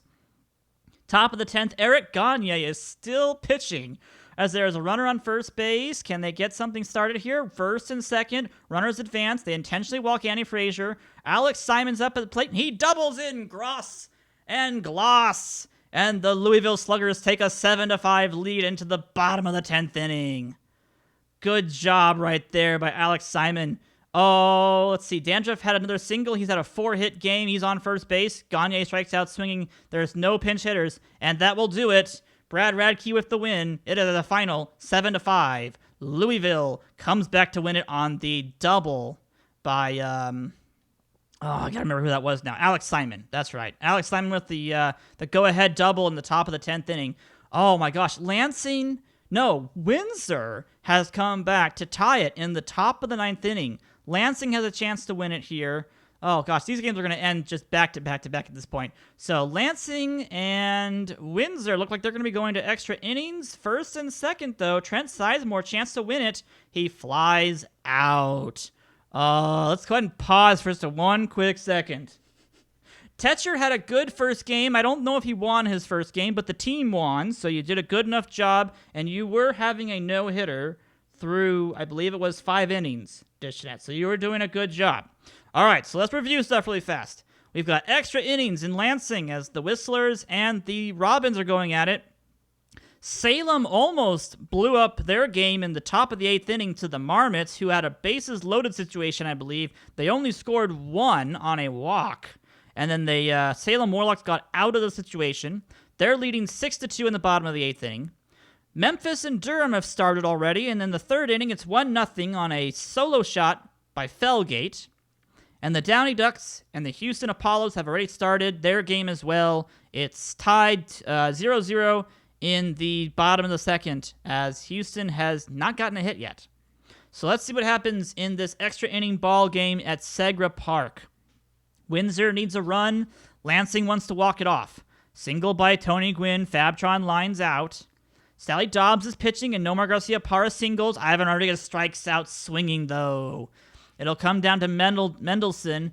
They're going to go to the bottom of the 10th. Chipper Jones grounds out. Maria Woodruff strikes out swinging, and Greg Vaughn grounds out. The Salem game has finished. 7-2. Kenny Gawaguchi, winning pitcher in that ball game. Salem beats the Murfreesboro Marmots 7-2. So not as important for all of us, but we'll see what happens about that. So we're still going. We've gone into the 12th inning now. Windsor and Lansing, nobody wants to win. Windsor has a chance here as they have now officially Takojo pitching in his 2nd inning of work. Greenberg single, steals 2nd. Let's see if they can get him in. Gwynn strikes out swinging, and Fabtron grounds out. So bottom of the 12th, we will go. Still 4-4, as we're just now going to be throwing any relief pitcher we possibly can. Beltran flies out. Trent Sizemore's up to bat. And he strikes out. Oh, man. Actually, that was a dropped strike 3, but they got him out at first anyways. Tikojo is doing work, though. Striking out, flying out. He's gotten all the batters to go at down. He hasn't given up a hit yet. And we'll go to the bottom of the 13th inning. Glass is doing kind of the same thing, keeping people off the base path. Oh, he hits Greg Vaughn. Uh-oh. This could be dangerous. Potter is up with a full count, and she strikes out swinging.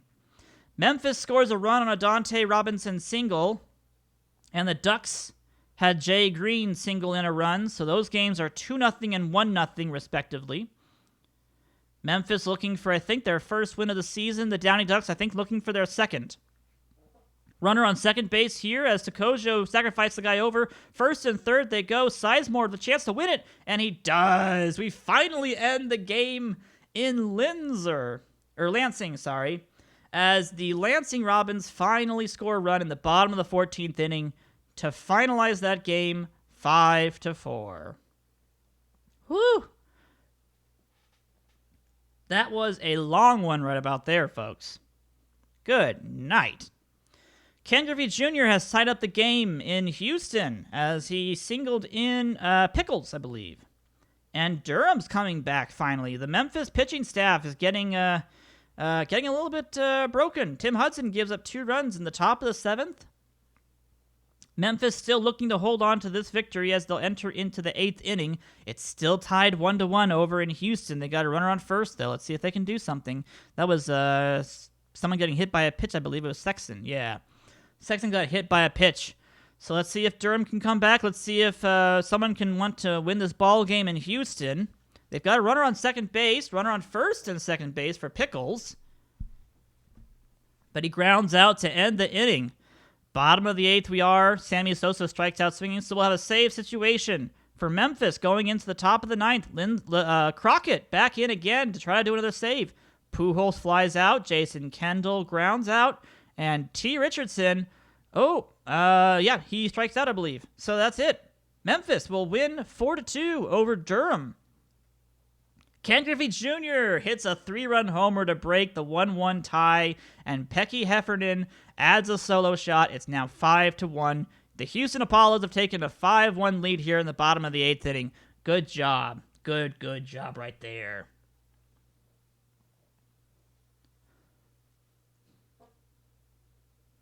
Let's see. They entered the top of the 9th inning. Runners on first and second. Milton's got to be careful here. Giambi strikes out looking. Larkin walks, and they have Todd Helton with the bases loaded. This is not a good situation. Oh, they get out of it. That was the last person you wanted up at the bats at that point. These playing times are a little bit off, but okay, sure. The remote learning. Yeah, obviously they're remote learning. These are midnight games, guys. These aren't quite in time with what we like to do at this point, but I'll have to work on that. But yeah, you don't want to be doing bases loaded against Todd Helton. So let's see what happens between Kanata and the Koalas versus the Manatees. Toronto versus Queens. Let me go grab some water while this simulates. I'll be back in just 1 second, and we'll begin these next 2 games.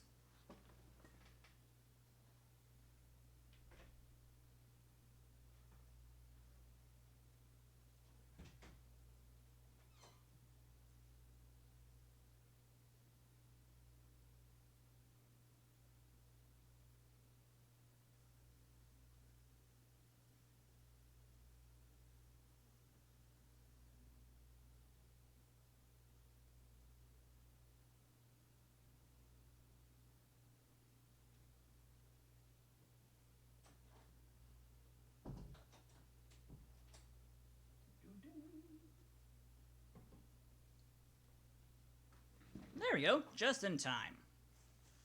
All right, we begin our games here at Jackie Robinson Field and Duchess Stadium. A couple miles from me, people are saying stuff. Let's see. For proper reasoning not found. Yeah, midnight game in New York. No understanding about why that's the case. Marty Cordova hits a grand slam for the Manatees. Oh, man. The Koalas do respond with a single, scoring in Lee, so it's a 4-1 ball game. But Manatees out to a 4-0 game so far. Yes, I am the starter for the Toronto Giants tonight, so we'll see what my character can do. Hopefully I do okay. It's 5-1 as Chico Pappas singles for the Manatees. It is now a 5-1 ball game as they enter the 3rd.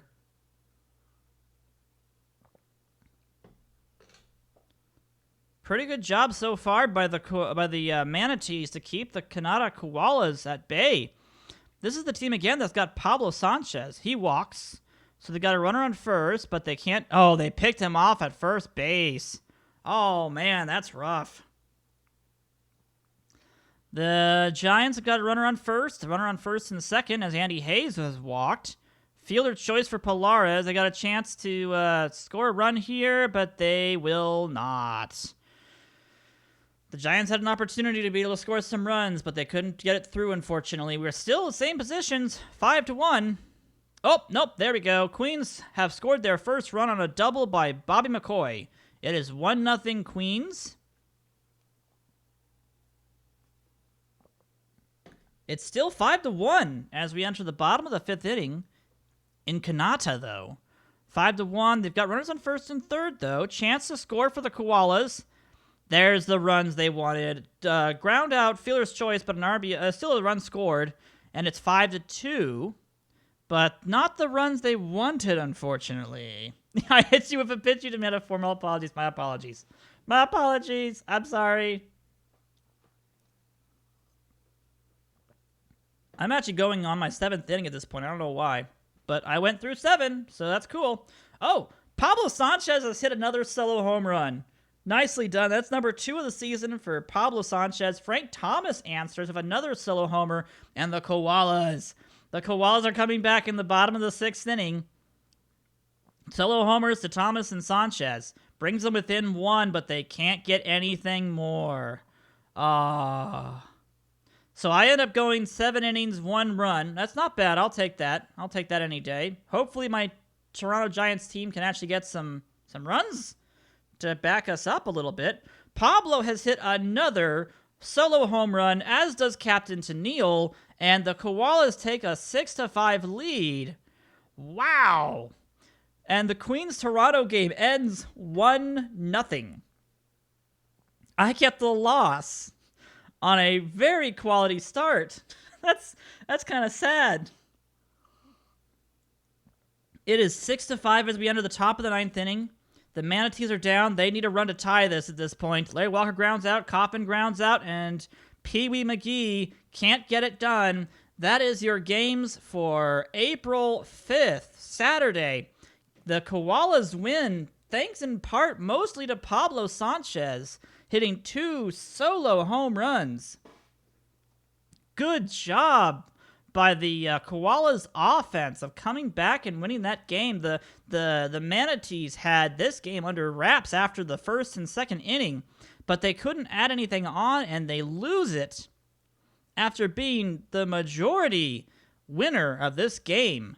And, wow, was not expecting that. I also was not expecting this game to be such a pitcher's duel between myself and Ed Barker. I mean, I'll take a pitching score of 69. That's not bad. 103 pitches, I'll take that.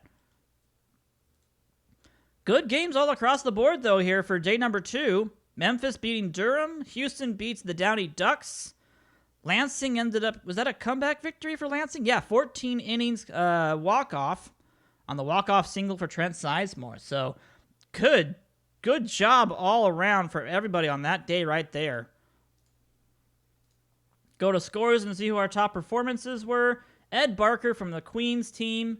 Ken Griffey Jr., 2 for 2 for home run, 4 RBIs, a run scored, and 2 walks. And Nancy Chin of the Ducks. Even though they lost 5-1, she only gave up 1 run in 6 1/3 innings. So, good job by everybody today. I don't feel like there was any game outside of... Wasn't there one game that... Yeah, the Pioneers versus the Cluckers. That one just kind of... that just kind of fell apart into a hitter's duel outside of the 1st inning and the 7th inning. Yeah, the Cluckers just destroyed the Portland Pioneers in the 7th inning. They got all over Holly Franklin, and they just could not patch the bleeding. Good job by Lambert and Collum. That'd be Parker Collum to be able to do that. And they just got all over Franklin. They got all over Dobbs. That was just not a good situation right there. All of their hits, all of their extra base hits came in the 8th inning. So that was bad. That was bad. That's a foul team.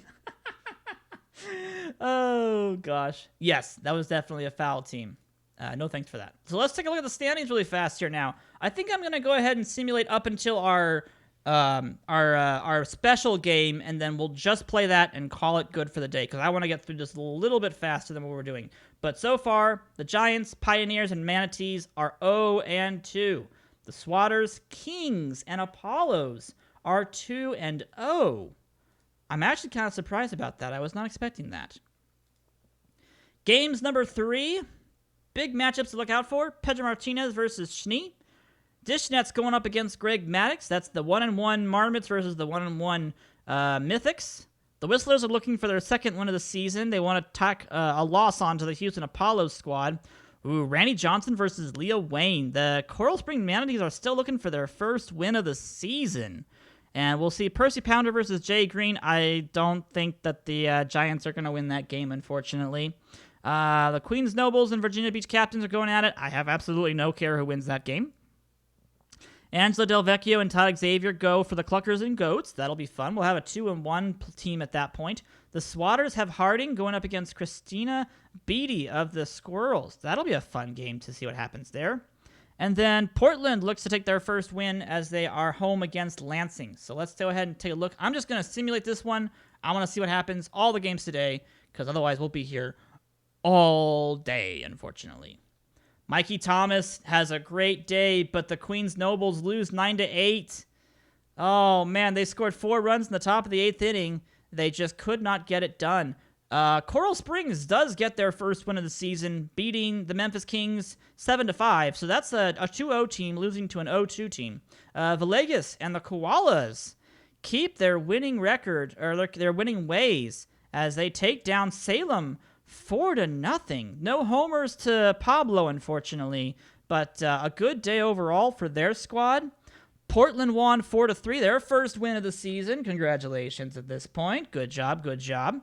Louisville Swatters did win their game 2-1 on a walk-off. Was this a walk-off home run?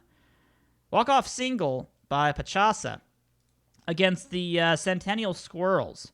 Again, Coral Springs won 7-5. Good day right there for them. The Durham Goats lost to the Cluckers 9-2. Homers to Bullgreen, Lambert, and Tomey. Nagasawa added her second one, but they got all over Del Vecchio today, unfortunately. Rough day for her.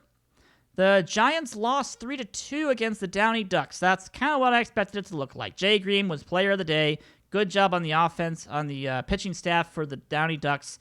They moved 2-1, and the Toronto Giants are the only 0-3 ball club. The Whistlers lost. Oh, man. Pedro Martinez outduels Schnee. That's a big upset right about there. Pedro Martinez goes to 2-0 at 2.45 ERA as he manages the... we didn't get player of the day. Okay, interesting. But, wow. Windsor Whistlers go to 1-2, and I think the Houston Apollos are the only 3-0 team now. Nope, the Swatters are also 3-0. So Houston and Louisville. That's going to be a fun matchup one of these days. The captains won 9-8 over the Nobles, who had Mikey Thomas having a 2-homer day. That's his 3rd homer of the season. Raul Mondesi, did he walk him off again? No. Okay, good. I was about to say, if you walked off your team again in the bottom of the 9th inning. So Dishnet did a good job, even though he got 4 runs, 7 strikeouts, 6 1/3 inning, but his pitching staff behind him couldn't keep it together, and they lose on a walk-off to the Marmots, who have walked off both of their winning games. Both of their games have been walk-offs, so that's interesting. Looking at standings at this point, we have, of course, the Apollos and Swatters 3-0, the Toronto Giants 0-3, and a bunch of 1-2 and 2-1 teams in the middle. Ken Griffey Jr. is having a good season so far. Pablo Sanchez, Mikey Thomas up there in the homers categories right now. Zenon Estrada batting .615. 3 hits, 2 hits, 3 hits. Lots of singles for Zenon Estrada. Wow. 1 home run to go along with it as well. And we'll go ahead and advance to the next day. And we'll see what happens for game number 4 for everybody at this point.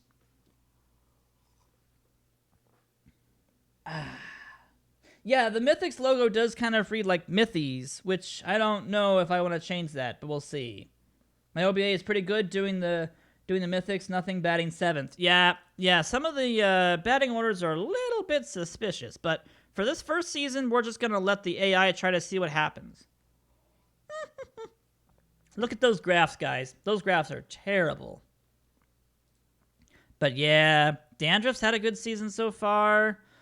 Kevin Lewis has had a good season so far. 2 home runs. He's one of the biggest power hitters that got submitted. So we'll see what happens. All right, so game number 4. Go ahead and do all the games today. Brenda Marquardt had a 3-0 victory over the Kanata Koalas. So the Koalas were shut out by the Bismarck Mythics. Wow. The Memphis Kings had a good performance out of Tim Hudson. They ended up winning their game 4-3 versus Salem. And Nancy Chin pitched 8 innings and won her game 2-1 over Windsor. So, the Centennial Squirrels shut out the Marmots 7-0. No home runs in that ball game. 5 runs in the 5th. The Durham Goats won their game against the Lansing Robins, pushing them to 1-3, but the Goats are now 2-2. Homers to He Who Must Not Be Named, and then the Robins had a homer to Beltran and Mills. The Giants are 0-4, as unfortunately I couldn't hold it together for this game. 8 earned runs in 6 innings, so I gave up all of those runs, unfortunately. No great support. If I could have flip-flopped those matchups, I probably would have gotten the win if I could have had the better matchup today. Star Moonbeam just destroyed the Toronto Giants. 1 for 2 with 2 walks, a stolen base, a home run, 2 RBIs. She ran all over the team, unfortunately. Peters, Phillips, Bajin had homers. The Ducks won in extra innings over the Whistlers. They moved to 3-1, as did the the captains, sorry. The Memphis Kings won in extra innings. Homers to Delvecchio and Munson, as they beat Salem. They moved to 3-1. Congratulations to them. As we mentioned, the Mythics win their game 3-0 over the Koalas. They neutralized, looks like they neutralized Pablo Sanchez pretty efficiently at this point. Ken Griffey Jr. had another home run, but Houston loses to Portland 10-4 in a slugfest. Wow. These are set as MLB level teams. I'm the least supported starting pitcher in TBBL history. Yes, you probably are, Magus. My apologies about that. The Manatees win their second game of the season, 4-2 over the Cluckers. Meisenheimer had 2 home runs, and Cordova had his 3rd of the season. Mikey Thomas had his 4th homer, as the Queens Nobles did finally take down the undefeated Louisville Swatters, who are now 3-1. So we have no lossless, or we don't have a team that has been undefeated. However, we do have a team that hasn't won. So, ouch. Let's just say ouch. Not happy about the fact we haven't won a game yet, unfortunately. That's going to be rough. That's going to be a bit rough for us, unfortunately. So, moving on to the next day.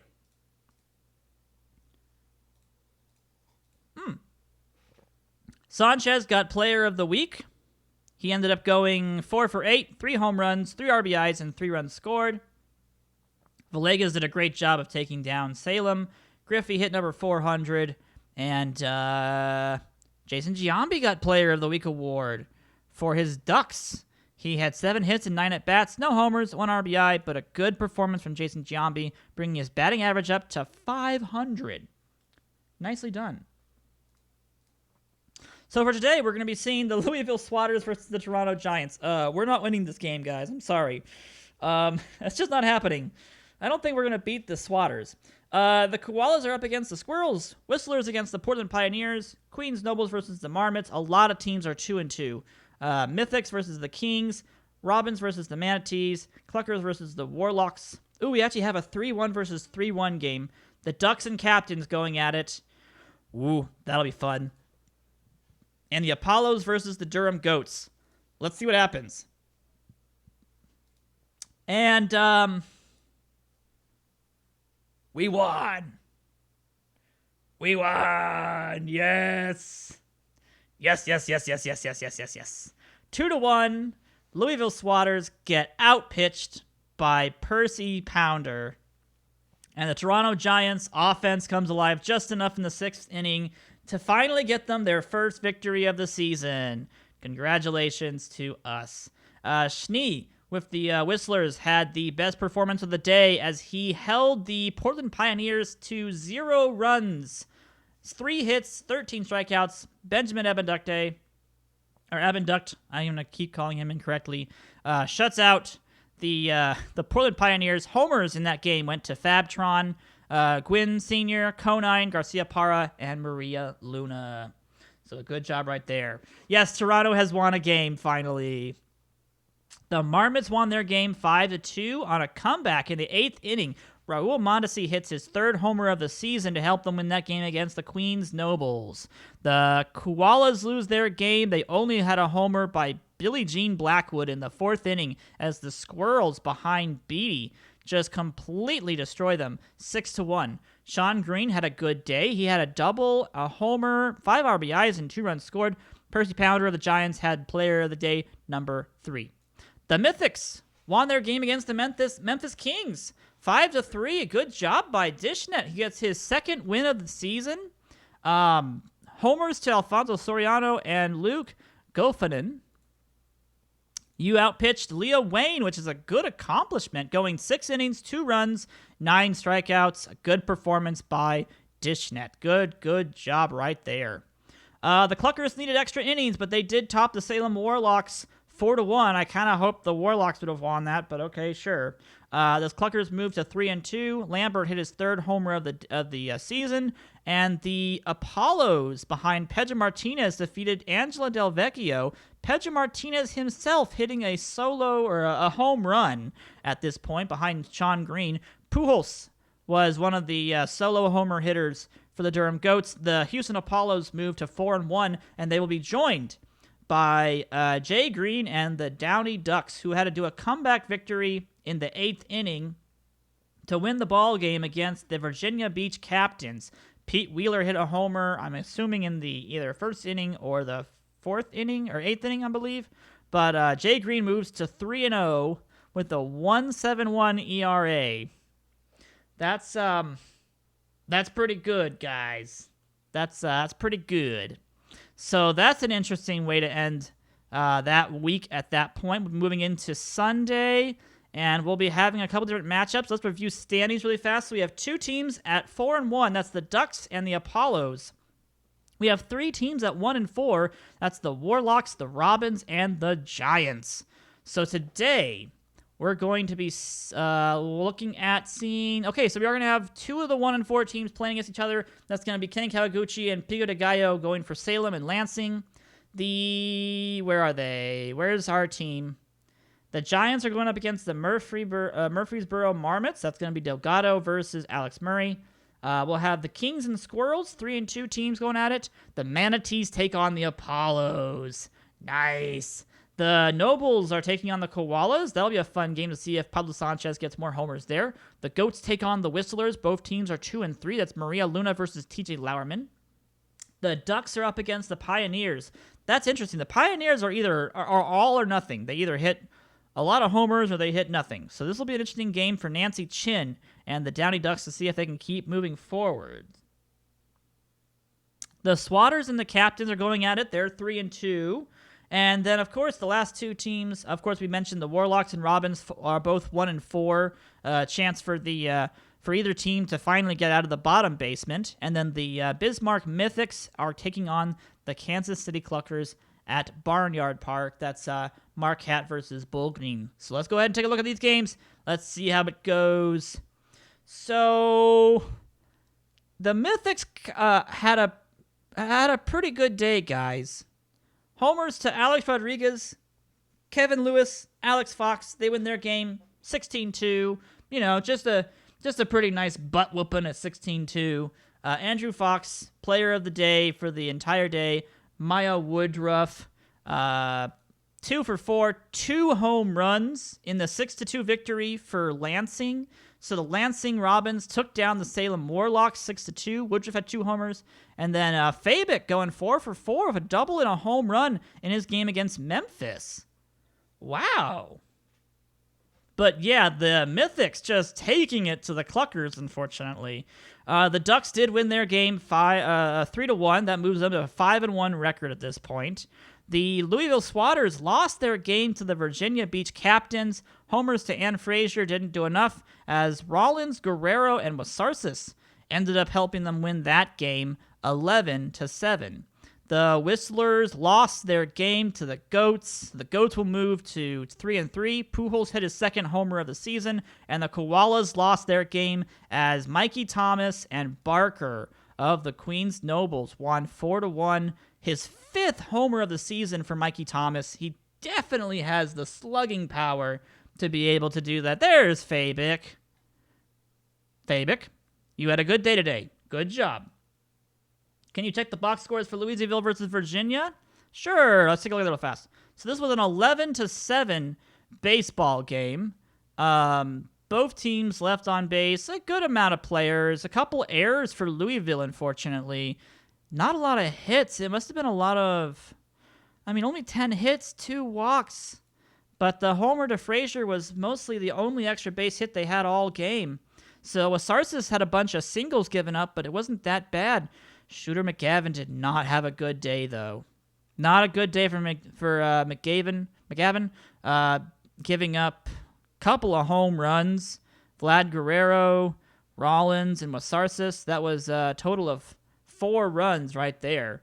Third stolen base for Star Moonbeam. First of the ones this season for Naomi. Not a bad day for both teams, but not a good day for both teams, unfortunately. So, we'll see about that. All right, moving on down the list, we have Memphis Kings losing to the Centennial Squirrels, who moved to 4-2. So that was the game Fabic was in. Good job from him right there. Felgate had her second homer of the season. Sosa had his first of the season. Gofanin had his third homer of the season. Congratulations to Luke. That was Hudson losing and Houston winning. The Coral Springs Manatees lost to the Houston Apollos. The Houston Apollos moved to 5-1, keeping on pace with the Downey Ducks as they take down the Manatees, even though the Manatees had homers by Pappas and Meisenheimer. The Apollos got homers from Sean Green and Ken Griffey Jr. Screwball had a decent enough day after he got past the first 2 innings, and Bennett couldn't get past. I don't think she got past much more than the 4th inning with those 5 runs giving up. The Marmots beat, I don't know how that's upending. They beat the Giants 4-2, unfortunately. I did not have a great performance. Hayes hit a homer for us. That was the only homer in the game, unfortunately. But the Giants are going to be 1-5 for the season going into the next set of games, unfortunately. Stuck down in the last place with the Salem Warlocks. Oof. Oh, man. Not a good day for the Giants or Warlock fans, unfortunately. Apollos and the Downey Ducks looking really good, though. Really good performances. The Ducks are on a 4-game winning streak, by the way. You want to know your average? Let me see. All right, so this is the box score for the Toronto Giants versus the Murfreesboro Marmots. Good performances so far from Tuck Eddy. Raul Mondesi has had a very good season so far. Levi Brock has had a good season so far, but not a lot of extra base hits from this squad. And in the end, I ended up going 7 innings of pitched ball, 3 runs scored against me, 7 strikeouts. Weber gave up another run, unfortunately. That ERA not looking that good, unfortunately. Not a good performance from our ball club, guys. Look at these batting averages. They're just not quite there, unfortunately. So, my apologies. That's definitely something we need to fix. If we can turn this season around, maybe we can do better. But that's going to be hard to do.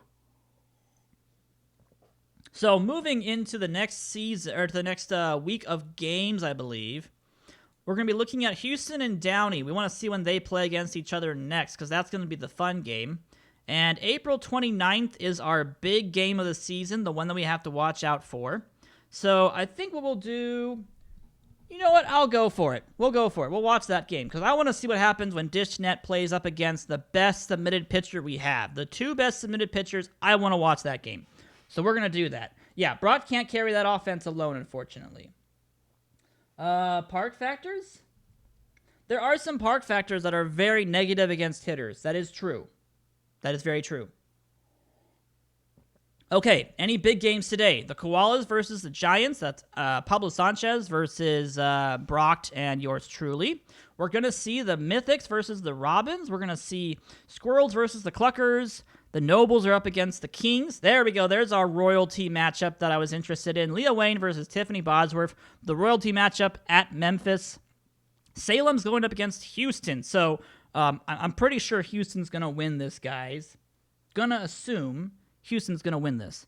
The Murfreesboro Marmots and the Virginia Beach Captains, both 4-2 squads, are going to be going up against each other today.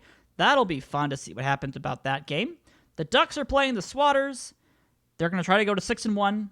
The Goats are playing the Pioneers. That's Angela Del Vecchio versus Cody Hamilton. And Schnee is playing against Randy Johnson. That's the Whistlers versus the Coral Springs Manatees. That would be a fun game as well. Pounder versus Villegas. That's actually very true. We are going to be seeing a major control extreme ground ball pitcher versus the extreme stuff strikeout sidearm pitcher. So that should be a fun one, too. You guys think the Manatees are going to beat the Whistlers? Let's find out. That is Schnee. Schnee has one of the best abilities. And yeah, that's what I expected. So let's start with that game, shall we? The Coral Springs Manatees lose their game 1-0. That's just Schnee. That's just him going 9 innings, 3 hits, 12 strikeouts. Randy Johnson, flawless in 8 innings as well. But in the end, it's a run-scoring single in the top of the 9th inning that wins it for the Whistlers. They move to 3-4, and that's just how it goes. Yes, we lose again. The Giants lose to the Koalas 2-0. A good outing by both pitching staffs, to be honest, but no run support for the Giants, and that's going to be a loss, unfortunately. The Cluckers have beaten the Squirrels. They take the Squirrels from 4-2 to 4-3. Xavier beats Beatty. That's a tough person to beat. I mean, she's good. She's got good stuff. The Robins lose to the Mythics. The Mythics are now 5-2. 5-2 for that. Which box score do you guys want? Let me know. The Memphis Kings absolutely destroyed the Queens Nobles. 15-2. Leah Wayne hit 2 homers. She also pitched that game, by the way, guys. Also pitched that game. You guys want a box score of the Mythics game? 5 runs in the 5th inning for the Mythics. Looks like Van Hoot. Good day for Van Hoot. 3 hits, 4 at-bats, 2 RBIs. Good job by Lewis as well. 2 RBIs. I think they were both doubles. Yeah, doubles with people on base, scoring 5 runs. Good job right there by both of those guys. And then Tetcher, of course, gave up only 1 earned run on 13 strikeouts and 6 innings pitched. Drummond came in for the save, did a 3-inning save, but that's okay. Tipton did not do okay. It's not a good day for Tipton, unfortunately. Not a lot of offense from anyone besides the first 2 batters for Lansing, as that's kind of where most of their run support came from, was Jacob and Vaughn. So bit of a lackluster day right there by the Lansing Robins, but good job for Dishnet to have a great outing like that. I'll take a look at this real fast just in case. Yeah, you're talking about 2 hits, 1 to Hayes, 1 to Brock. Everyone else is not doing so well. Let's just say they're not doing so well. Percy Pounder went the complete game.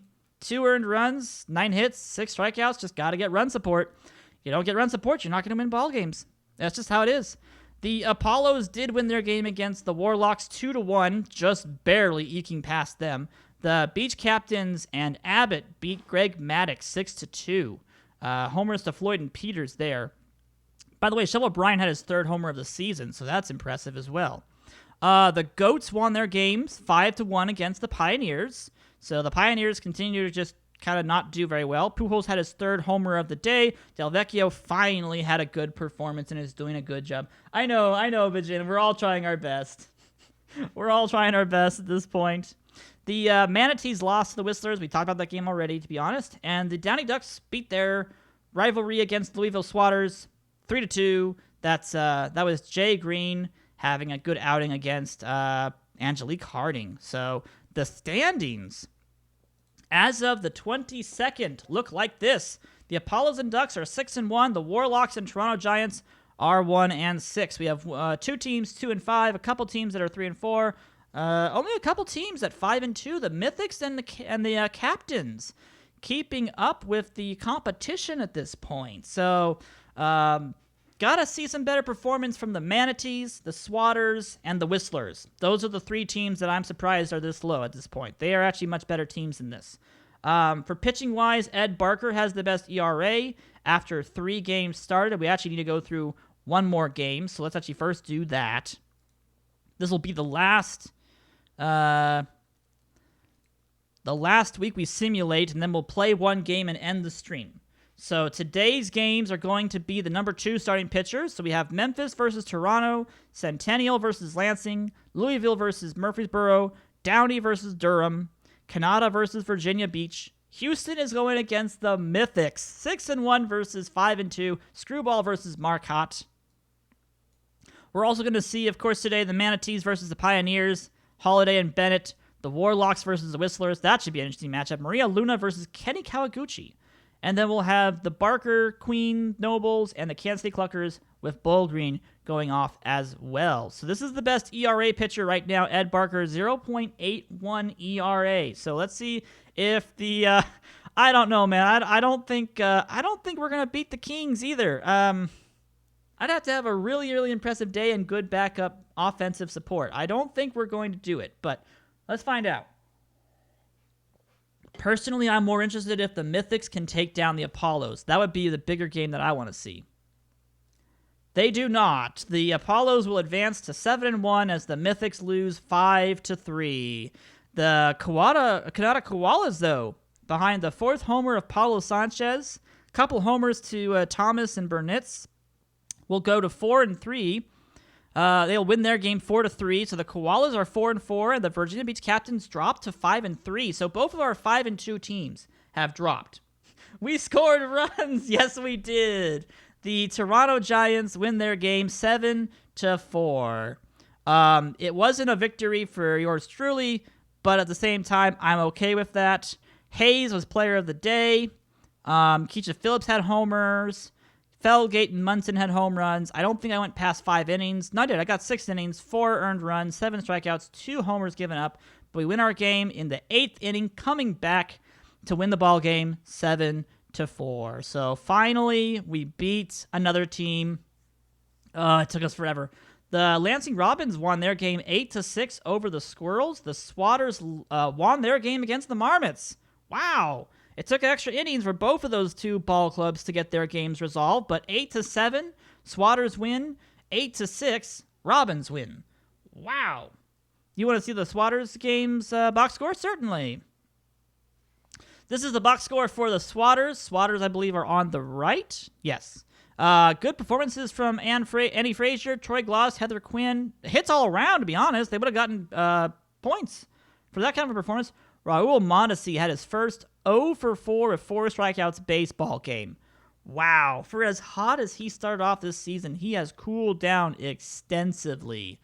Pitchers-wise, McGavin had a good enough day. Radke blew the save for Louisville, but then they ended up winning it in the walk-off as Dunkel blew it in the bottom of the 10th, unfortunately. So they lost it. They blew it there, tied it up, and then came back and won it on a hit-by-pitch, bases-loaded situation.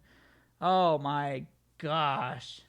I did not create these logos, unfortunately. I wish I had. I wish I had this kind of artistic skill. Lowe from the forums is the one who made all of these logos. He's amazing. Does a great job at all of them. You can find those logos on the forums if you want to. You can absolutely use these in your game, too. These are not, like, restricted or anything like that. You guys can use these logos and be able to have fun like the way we're doing, too. Can I see the season pitching of captains before you finish the stream? For the Virginia Beach Captains? Yeah, of course. We'll probably review stuff before our next game here. So anyone else? Oh yeah, the Goats won 14-11 over the Ducks. So the Downey Ducks do not get to go to 7-1 as the Goats go to 5-3. Congratulations to them. Portland loses 9-2. So there's a company at the bottom end of the standings. Oh, Salem beat Windsor. Wow, extra innings win for Salem and the Warlocks. They beat the Windsor Whistlers 3-2. Wow, good job right there by them. By the way, Jay Mills had 2 home runs in this game for Lansing as they beat the Centennial Squirrels 8-6. But Pioneers now 2-6, unfortunately. The Queens lost in extra innings, 13 innings to be exact, as they lose to the Cluckers 8-6. Second homer of the season for Tomey, first of the season for Big Fly, and Isosceles Triangle had his first homer of the season as well. 14 hits for both of those teams as well. Woo! Someone wanted the Ducks' box score. So the Ducks ended up finishing their game. They lost 11-14 against the Goats. Absolute slugfest. Nagasawa had 5 RBIs. Unger had 3. Mayhew had 2. Pujols had 2. Homers to Unger, Mayhew, and Nagasawa. Of course, Pete Wheeler had his second homer of the season. Giambi had his second homer of the season for the Ducks. Wow. Vincent Wicker had a good day, too. 3 hits, 2 RBIs, 2 runs scored. Pretty good right there. He who must not be named did not have a good day, unfortunately. Not so good for him. Todd Helton's struggling, too. 2 walks, but no hits on 3 at-bats. Not a good sign for the Ducks when their best hitter is probably not doing so well. Lauerman did not have a good day, unfortunately. Both of these pitchers did not have good days. So, interesting. Was somebody ejected? I don't think he was ejected. I think they just wanted to substitute him out because he was not doing well. Unless he tweaked something running the bases or something like that in the 4th inning. Let's see what happened in the 4th inning.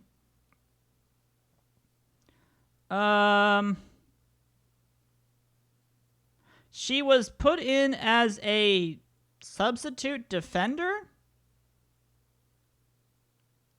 Line drive, 8-9 middle. Oh, I wonder if he got himself tweaked on running to make a play in left field.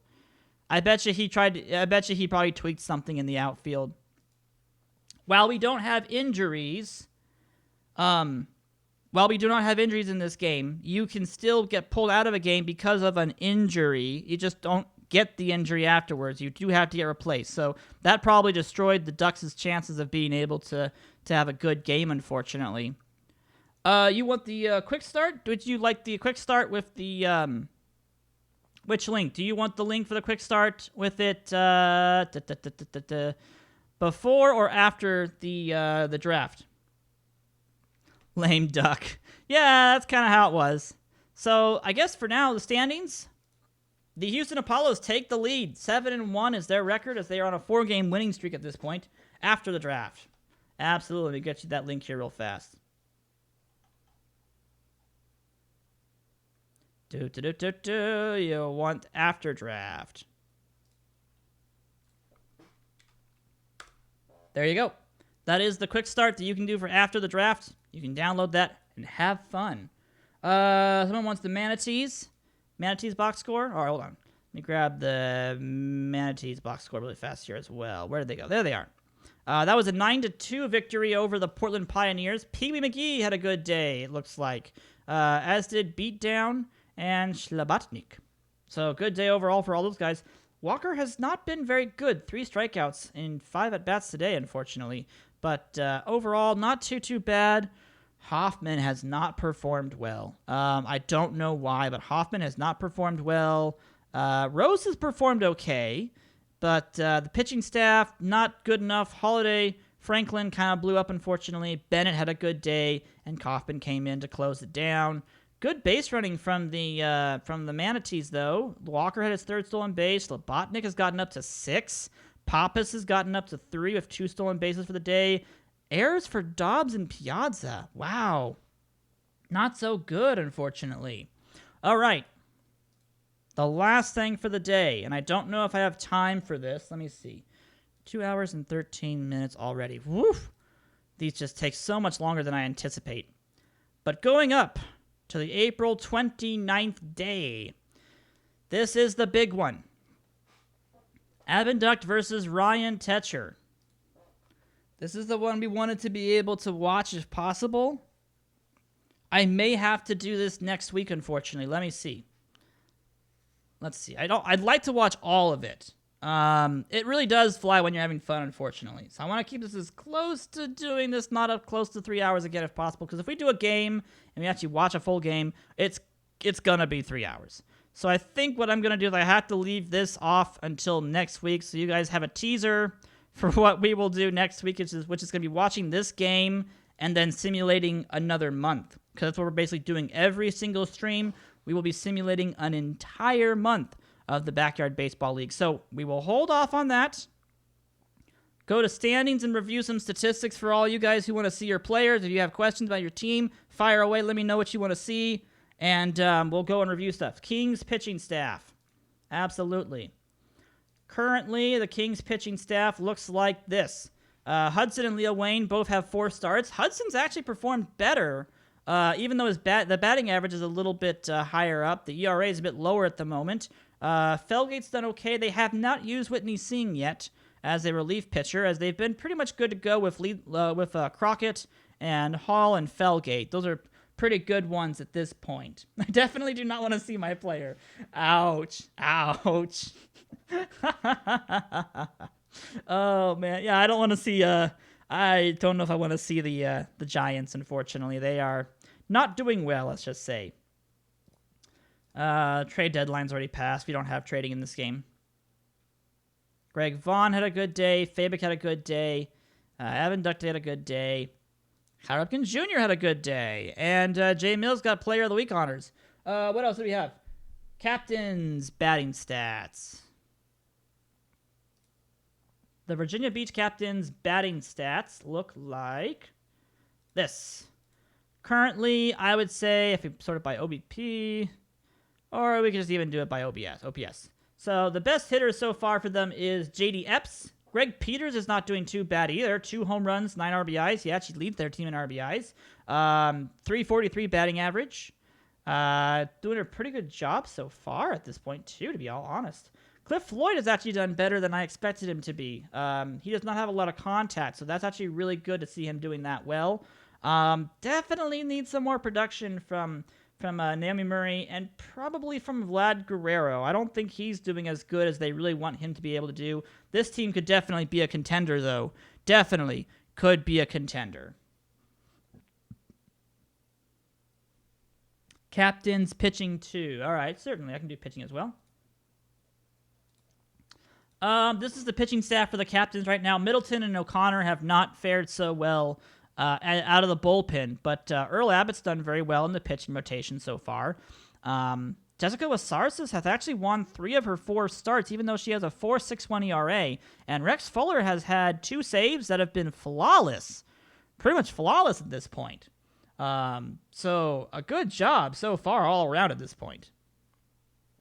All right, hold on. I got to see this here now. So we wanted to see, oh boy, lots of people wanted to see stuff. We wanted the captain's hitting, captain's pitching, Mythics batting, and I think we'll review their hitting as well. This is the Mythics pitching staff at the moment, Brenda Marquette and Ryan Tetcher.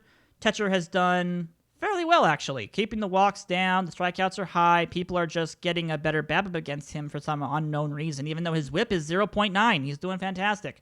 3-0 for the season is Tetcher. Marquette's 2-1. Everyone but Drummond has done very well out of the bullpen. So Drummond has been the one loss. Eric Gagne had the other loss. I think that was an extra inning game, though, to be honest. For the lineups, it looks like it's mostly been Rodriguez and Powers who have not been performing very well. Rodriguez especially has not been performing very well. Kevin Lewis doing very, very well, though. 308, 3 home runs, 10 RBIs. Alfonso Soriano has been a blessing in disguise for this ball club. Very good performance from Alfonso Soriano so far. 3 home runs, 9 RBIs. Basically helped win a game all by himself at the beginning of the season, so that was fantastic. Giants pitching. I mean, sure, we'll look at the Giants pitching, but only their pitching. All right? I have a 5.47 ERA. Pounder's got a 2.70 ERA. We're both doing pretty gosh darn well. My whip is at 0.9. The BABIPs are a little bit higher than I like them to be, but no run support will do that for you. 0-3 and 1-3. And then Ashley Weber has not done well coming out of the bullpen, unfortunately. So, yeah, we got a lot to change for our teams, unfortunately. Koala's batting. Sorry, guys, I'm going to be a little bit slower, but this is going to be the end of the stream anyways, so we'll take this slowly, let you guys see all the players.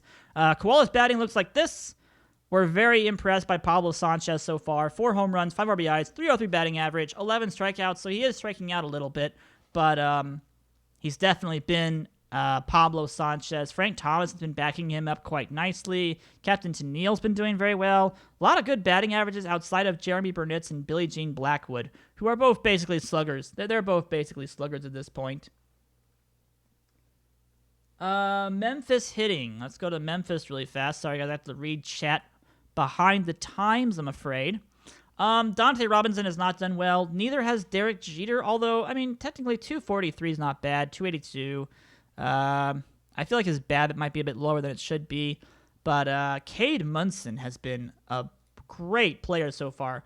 Gofunen and Munson have carried this team offensively whenever Leah Wayne could not carry it herself. 3 homers and 4 homers, 375, 323 batting averages. Really good performances from both of them at this point. The OPS is well above where you'd like to see it at this point. I think we looked at the captain's pitching already. Swatting stats. All right. Swatting stats. They look like this at this point. Good performances so far from Heather Quinn and Annie Frazier and Alex Simon. Not a good performance from Troy Gloss, and that's a bad sign.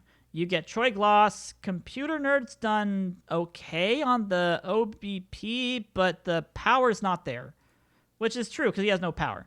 But he is mostly there for his defense anyways. He's got a 0.2 WAR, so he's doing okay at this point. He's really doing okay.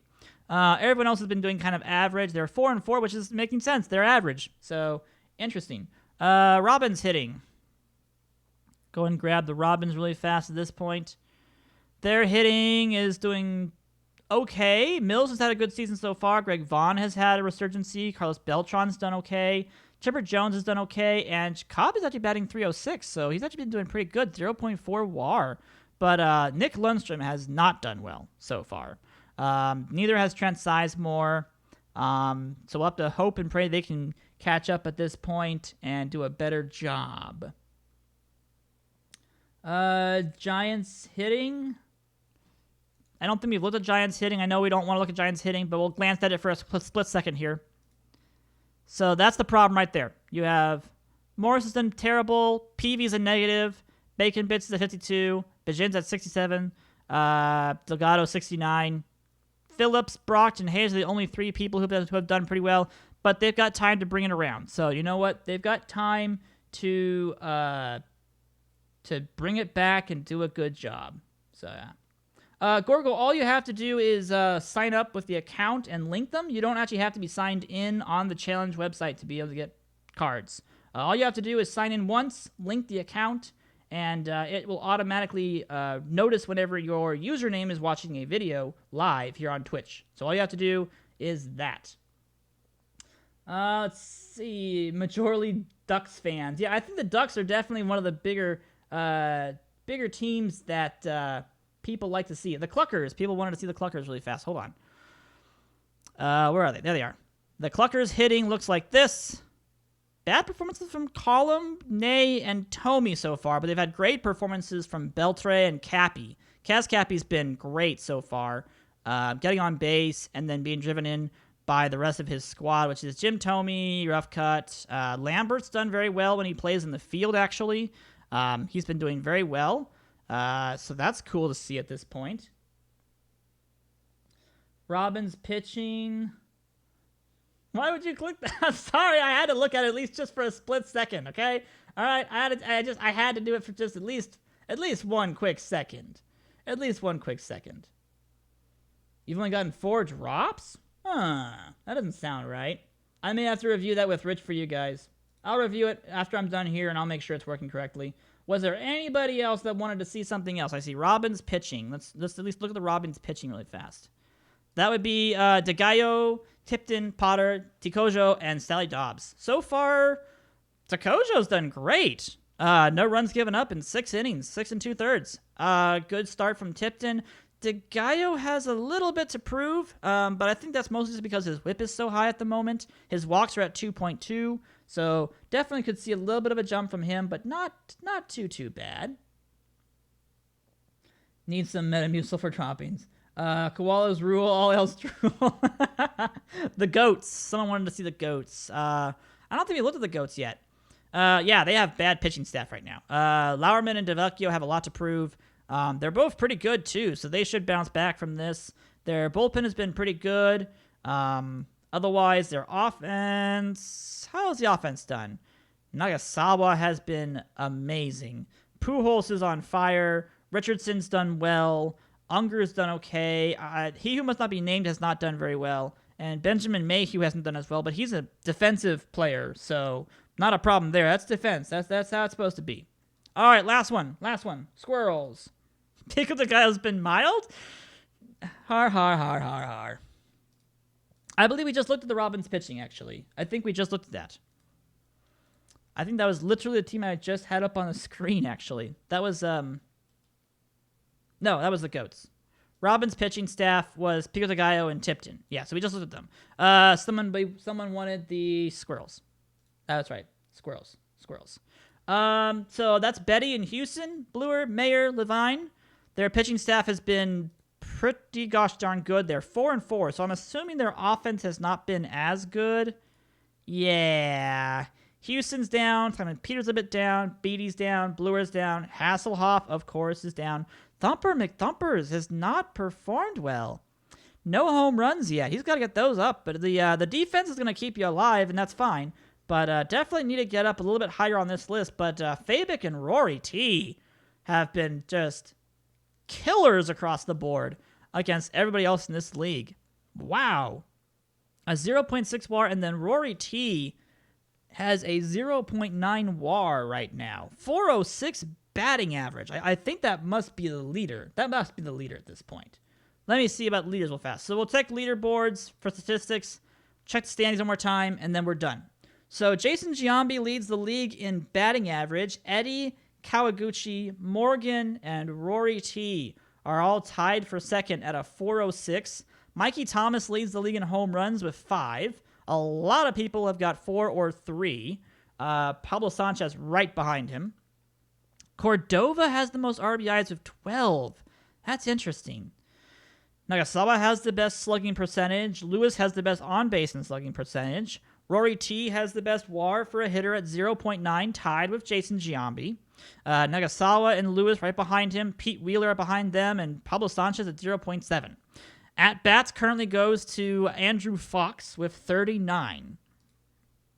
Unfortunately, we do not have an all-star game, Captain Tennille. I did not schedule an all-star game. I may look at adding it last second, but at the moment, I do not have an all-star game for this season planned. This is just pickup ball. Maybe season 2, we'll add an all-star game.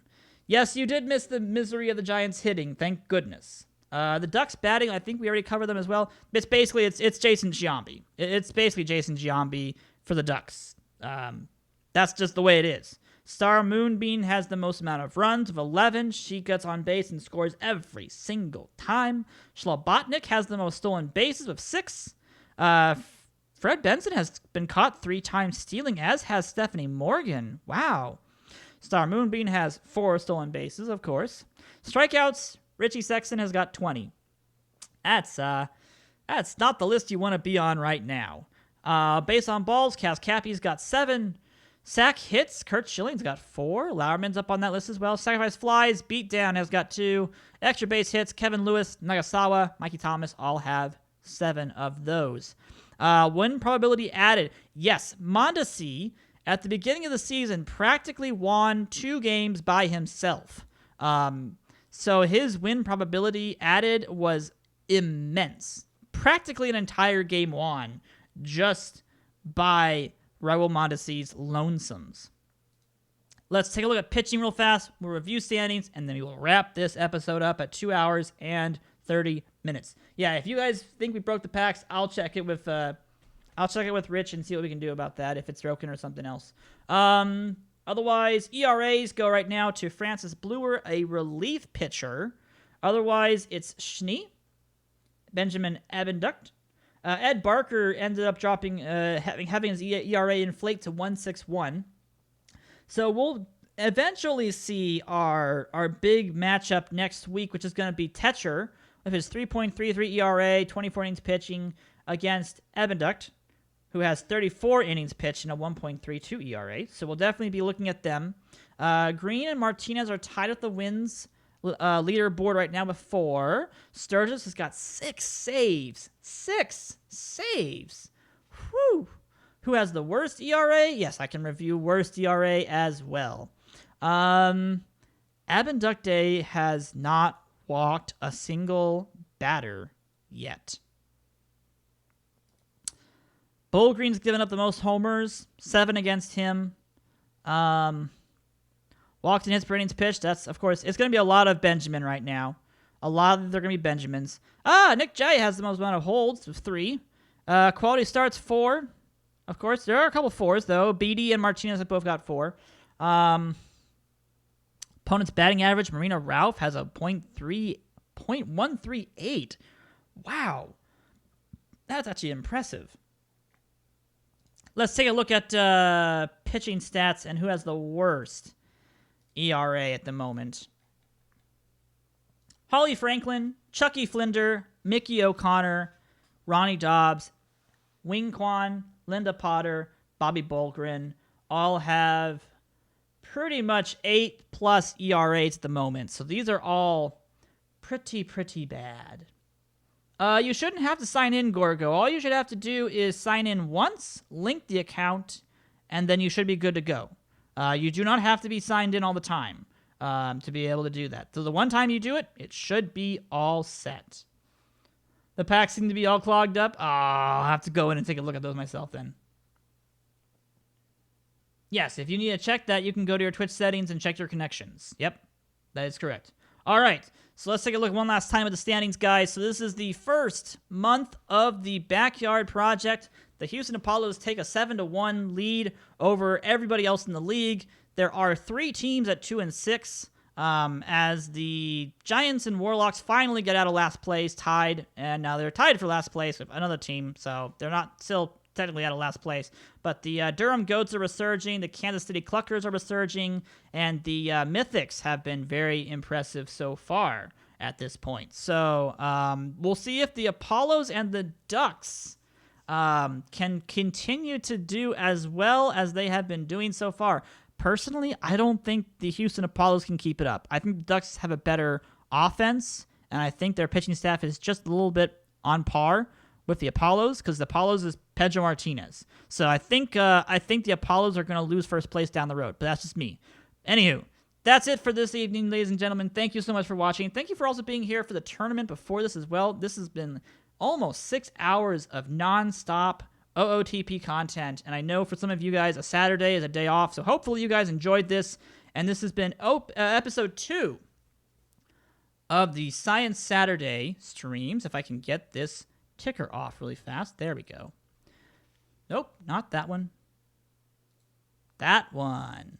That's what I want. There we go. Anywho, thank you everybody for showing up. Thank you for being here. Thank you for submitting your players. Again, if you want to submit your player to the league for a potential Season 2, hit me up on Discord. I'll get you guys a link for that. I'll probably post it in the Discord as well. And thank you guys for coming out. Thank you for being here. Thank you guys for playing OOTP as well. And if you want that quick start for this league as well, I will get you guys those links as well. So DM me if you want any of that kind of stuff today or tomorrow or the next day. Or if you're watching this on the YouTube, let me know on Discord, Twitter. I'm on Twitter as well. You guys can just ask me anything. I'll get you guys links. I'll get you guys all that stuff. Anywho, I'm out for the rest of the evening, guys. Thank you so much for watching. Have a great rest of your evenings, and I will see you all next Saturday.